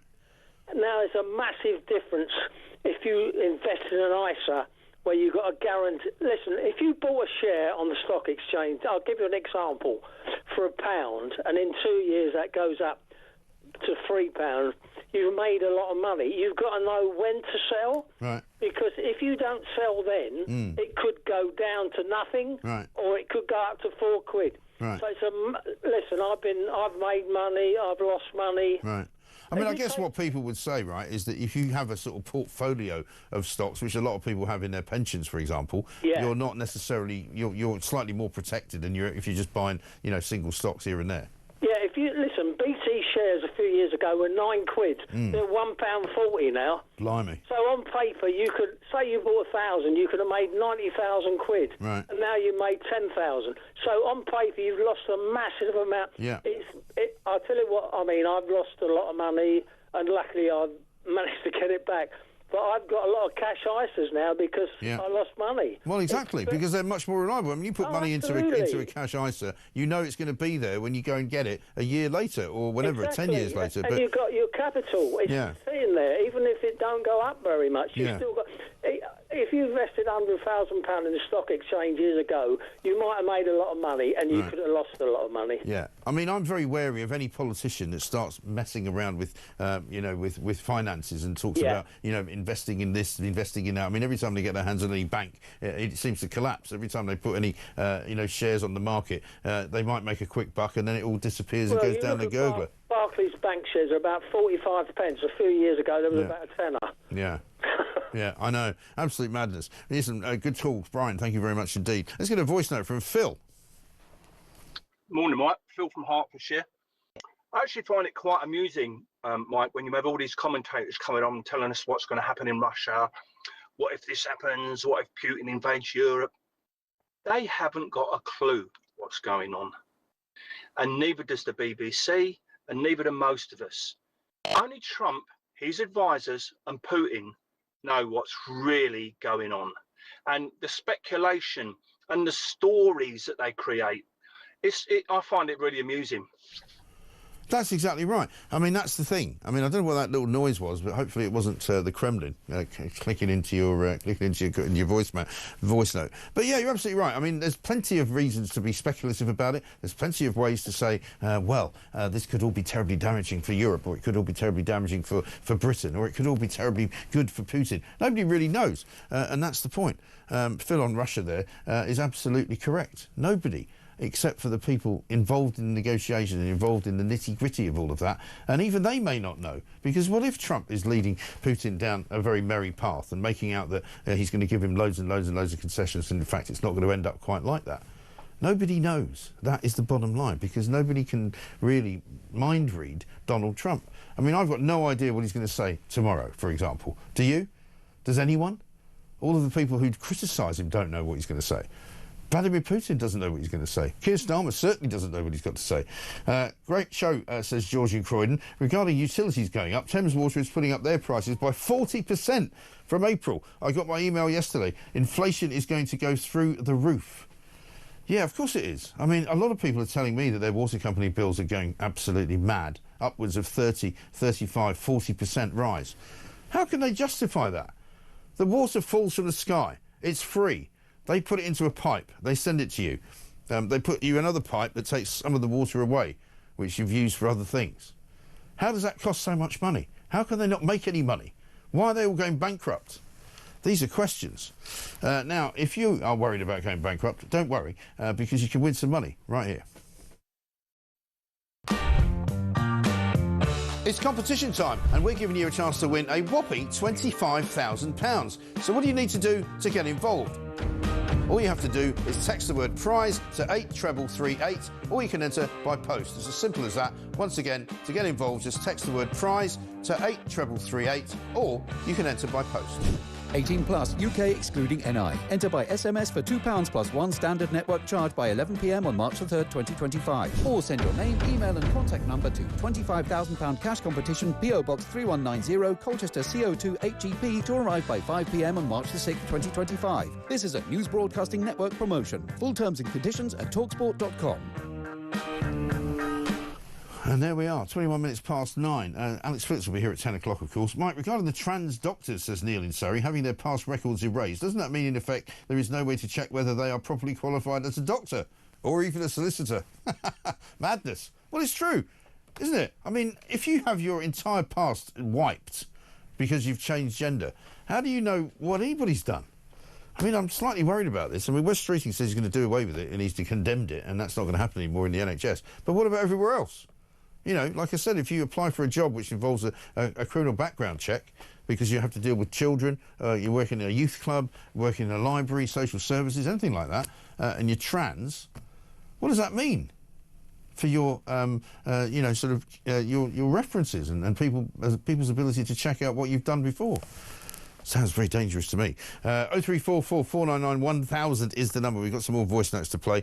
Coming up after the great break, though, Jake Wallace-Simons, columnist and broadcaster, is going to be talking to us about Hamas and that dreadful, awful, ghastly scene yesterday where yet again the Hamas propaganda brigade were out in force. This time they were parading dead bodies in coffins, including the dead bodies of 2 children and their mother. It now turns out their mother actually was not the body that they said it was. An Israeli forces have now said that actually that body is somebody else, which is even more terrible torture, psychological nightmare for the family. We'll find out exactly why that is so awful. Coming up next.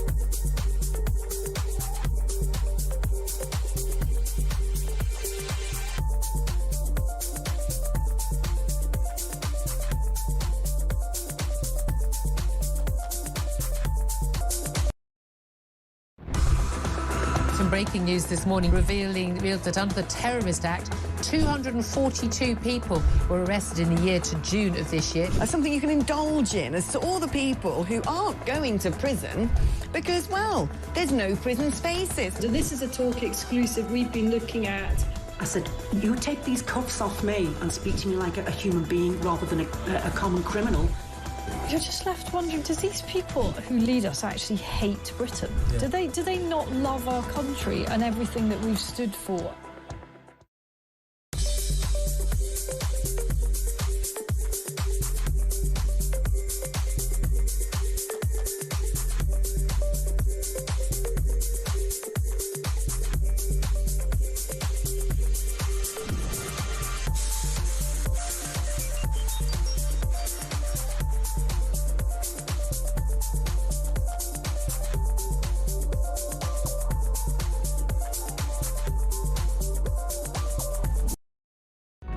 Across the UK, on DAB+, on your smart speaker, on your smart TV, and on your side. This is Talk. Welcome back to Morning Glory, 26 minutes past 9. We're here with you for another half an hour until Alex Phillips gets here.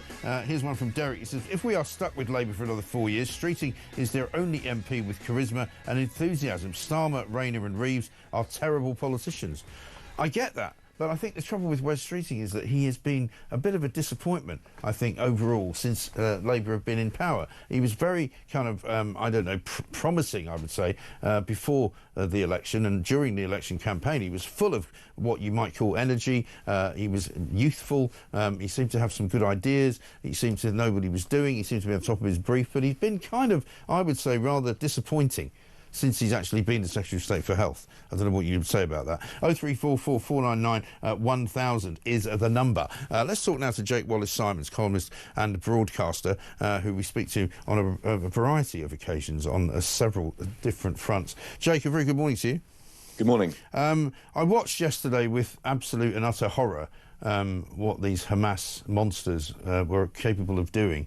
I mean, I thought that previous hostage releases which had happened and which we'd all seen were bad enough. You know, bringing, women, clearly intimidated women out in front of, baying crowds of men, surrounding them with balaclava-clad terrorists with green bandanas on, holding machine guns. Yesterday, though, I think what they showed We deliberately didn't show it actually as you know, there's the coffins on the stage that they paraded so disgracefully, the Bibas family. We showed, you know, what happened afterwards, but I mean, it's hard to imagine a more barbaric and medieval kind of organisation than this, isn't it? Yeah, the thing about Hamas is that just when you think they can't outdo your expectations of how depraved they're going to be, they manage to find a way of outdoing them. It was just so horrendous yesterday. I think it really moved all feeling people around the world to a realization, if they hadn't come to it already, that Hamas is probably the most evil organization around today.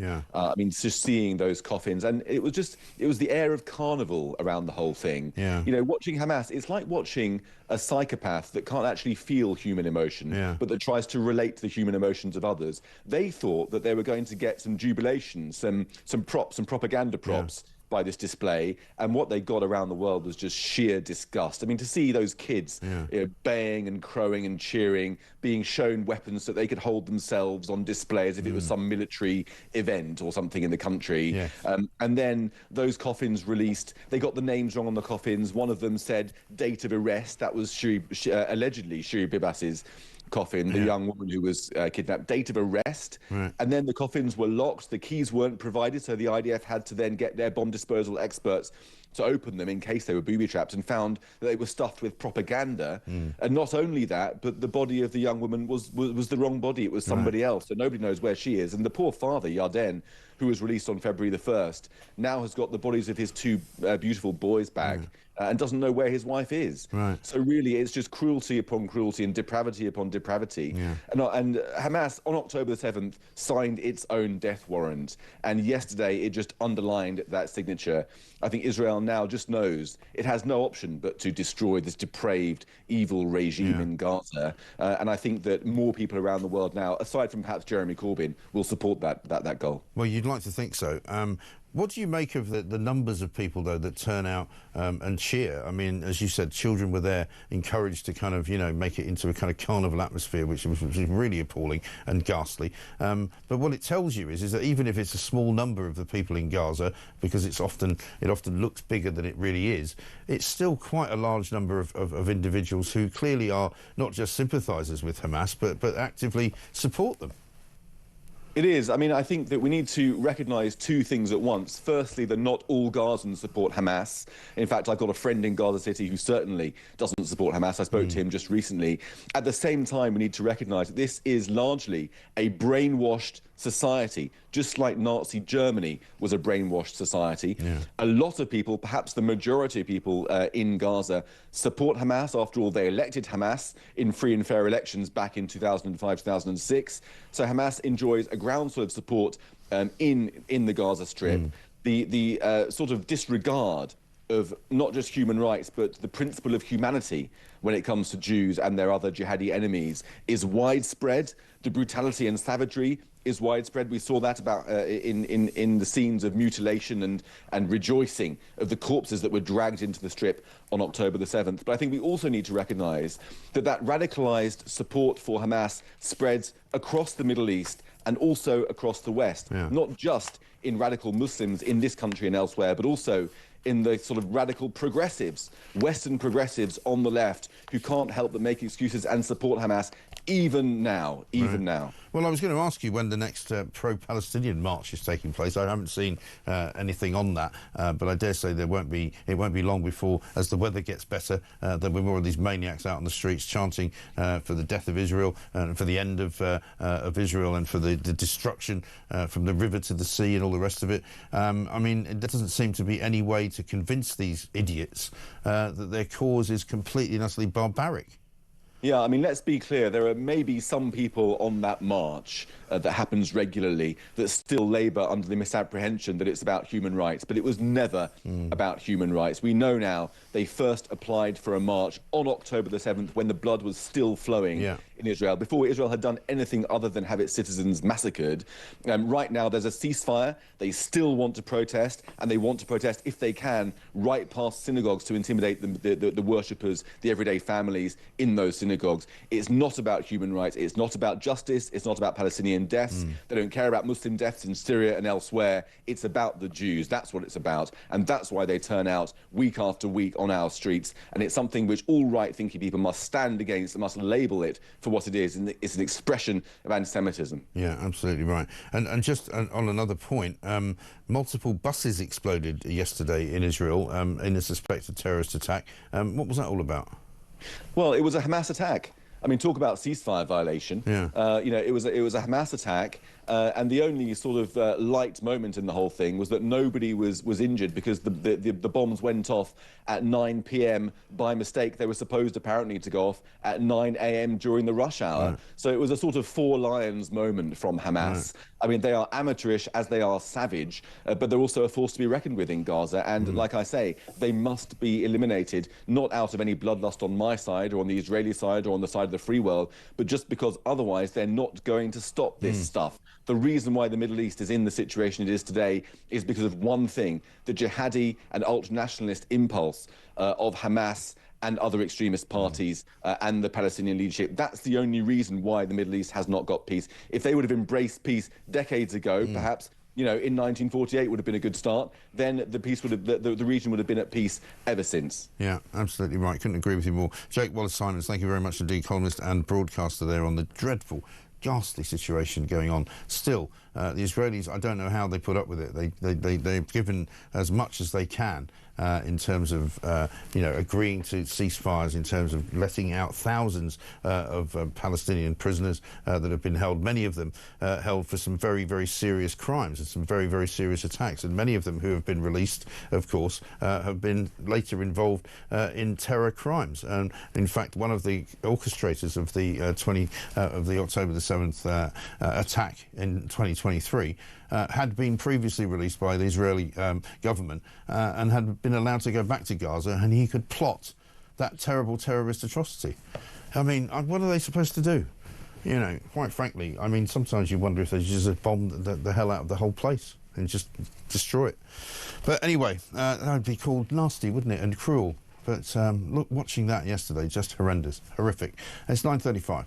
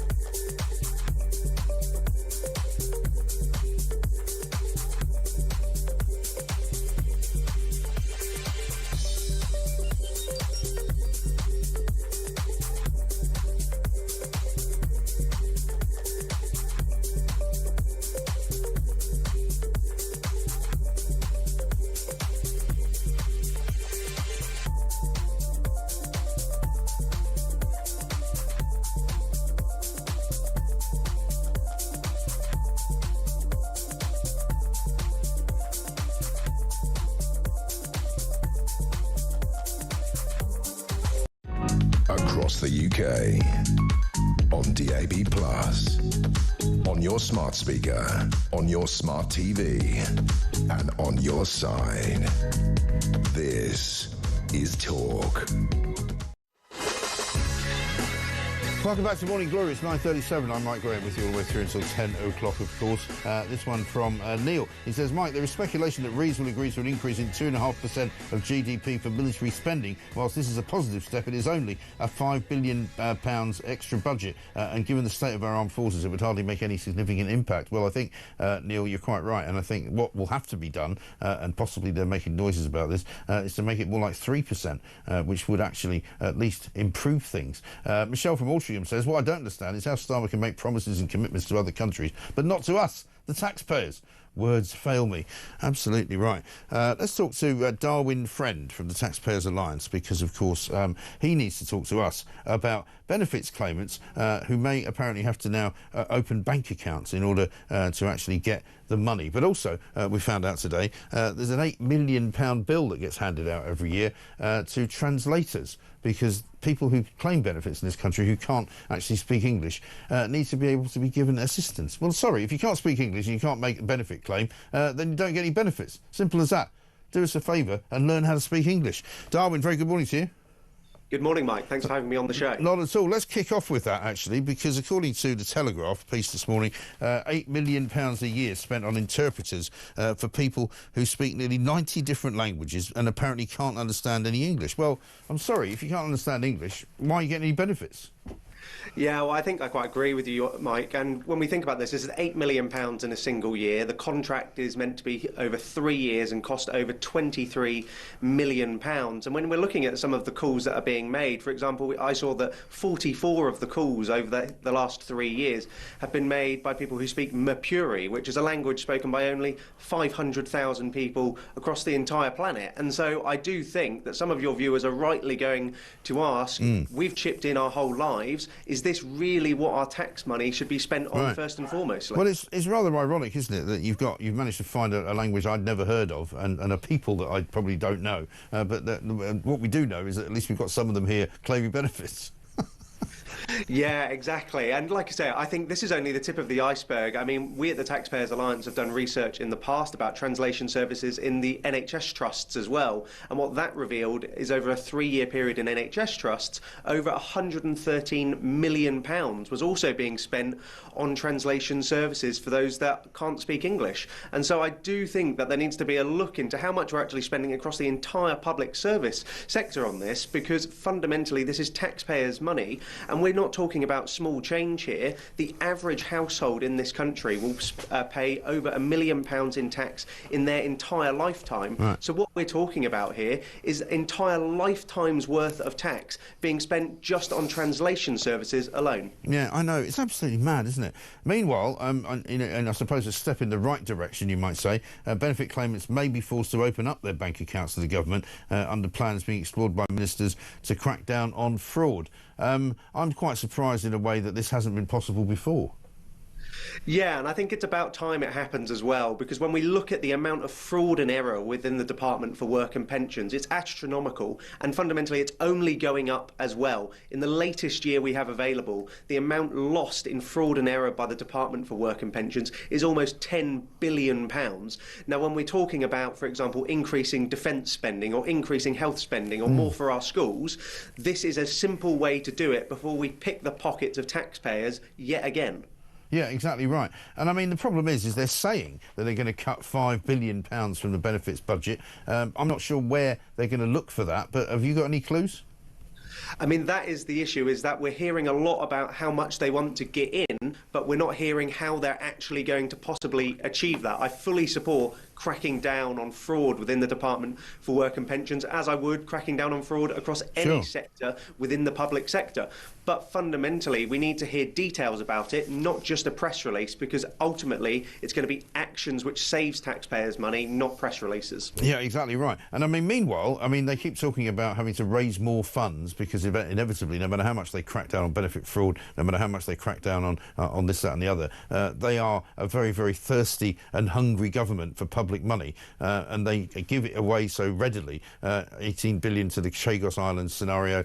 You know, they're talking about giving £4.5 billion more to Ukraine. They're talking about, you know, ramping up all sorts of services in the NHS, which is going to cost more billions of pounds. So inevitably, they're going to be coming after people for more tax at some point, aren't they?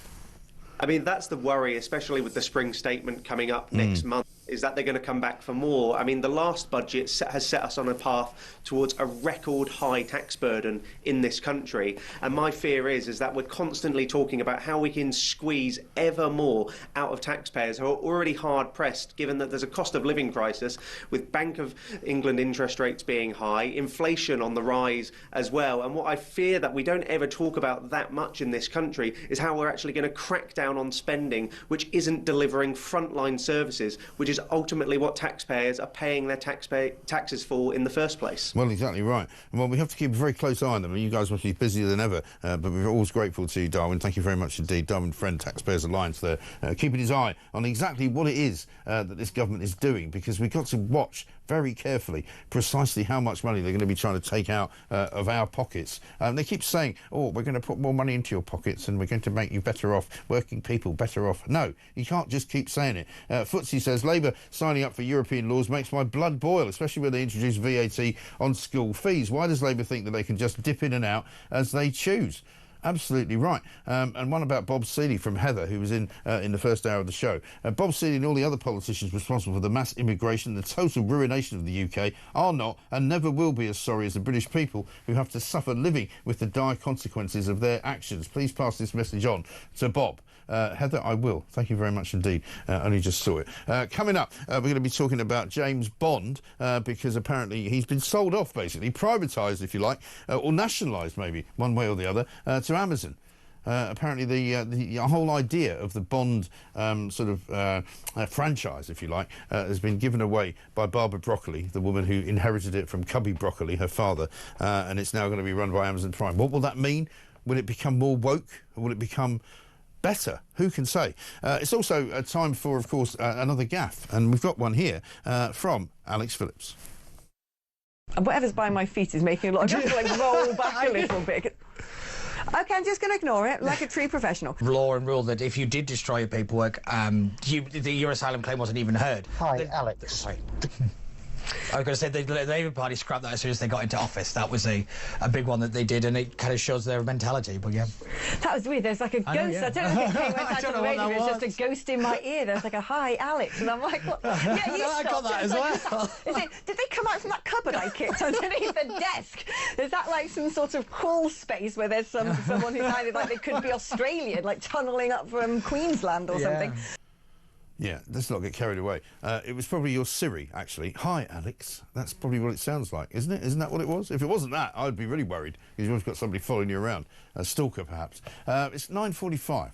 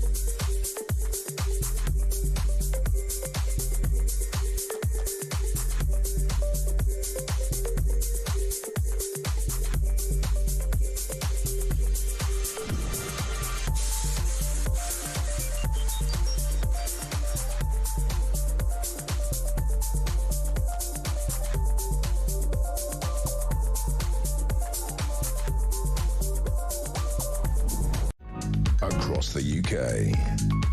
On DAB+, on your smart speaker, on your smart TV, and on your side.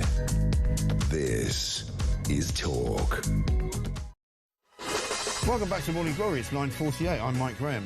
We're nearly finished for the week. It's Friday, of course. It's a very, very big Friday, the 21st of February. And I'm delighted to say that right now we're going to speak to Callum Wells, the Sunday Showbiz reporter. But in a moment, Callum, very good morning to you. We're going to talk about James Bond, who's been sold off, believe it or not, privatised, you might say, and given away to Amazon. We'll come back to that, though. Els Bells from Shropshire says the Labour Party continue to bang on about benefit cheats, benefit fraud, etc., and they will change the system to bring that welfare bill down. But the idiots are so stupid that they just don't get it. They are adding to the welfare costs with all these immigrants that they keep letting in. They advocate open doors and then pay them when they are here, or don't they count? Is it just the British that will be suffering again? Well, we just told you, £8 million is spent every single year on interpreter services and translation services for people claiming benefits, because when they come here and can't speak English, they need somebody to help them claim benefits. Marvellous, isn't it? Now, coming up tonight, Friday, of course, at 7 o'clock, on YouTube and elsewhere, you'll be able to find Plank of the Week. Let's have a look. She is a criminal. She's been processed. She's been fingerprinted and photographed. She then, bearing in mind she's been convicted and sentenced of terrorist offences, there's nothing more serious, really. She then says, no, hang on a sec, I'm a devout Muslim. I'm not happy that my face has been shown, so I want to put my... whatever the paraphernalia is on, and I insist that you take another picture, which obviously shows absolutely nothing of any value whatsoever. And the Warwickshire Police agreed to put it out. I mean, how do you know that's not David Tennant? But, it could be. Lots of plankery today and lots of plankery, and you'll be able to watch it all tonight, of course, and following all the way through the weekend right here on Talk. Right now, though, let's talk to Callum Wells. Callum, very good morning to you. Hello, as I say, thanks for having me it's on the front page of the Times this morning, a big picture of Daniel Craig running as James Bond.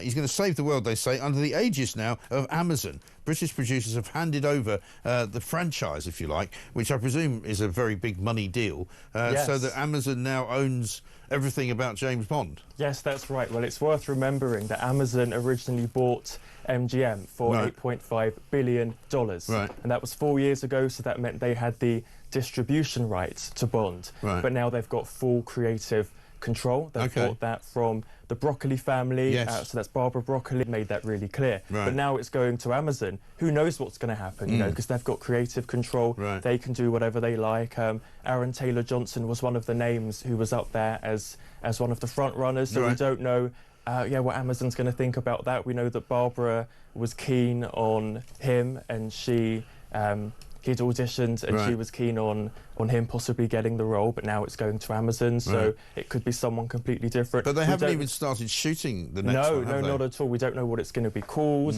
We don't know when it's going to be released. So this could be the longest ever gap between Bond films. Right, and that would be really something unusual in a way, because I suppose one of the things that they've managed to do quite cleverly is keep the Bond kind of, you know, theme going. You know, they've reinvented it several times. With Daniel Craig, when he first came in, was kind of, you know, the kindler, gentler, kind of slightly more, you know, feminine James Bond. You know, a man that treated women slightly better. He wasn't quite such a dinosaur. He didn't drink quite as much. You know, he wasn't like Sean Connery, who, incredibly, if you watch some of the old Sean Connery things, I mean, there's quite a bit of what you might call, I mean, hopefully, if it goes back the other way, but a bit more sexist than you would get nowadays. I mean, there's a scene in Goldfinger where he slaps this woman on the backside and says, you know, off you go, men's talk. You know, that's what we're going to do, which you can't really imagine them doing nowadays. No, I think there would be an uproar if that happened now.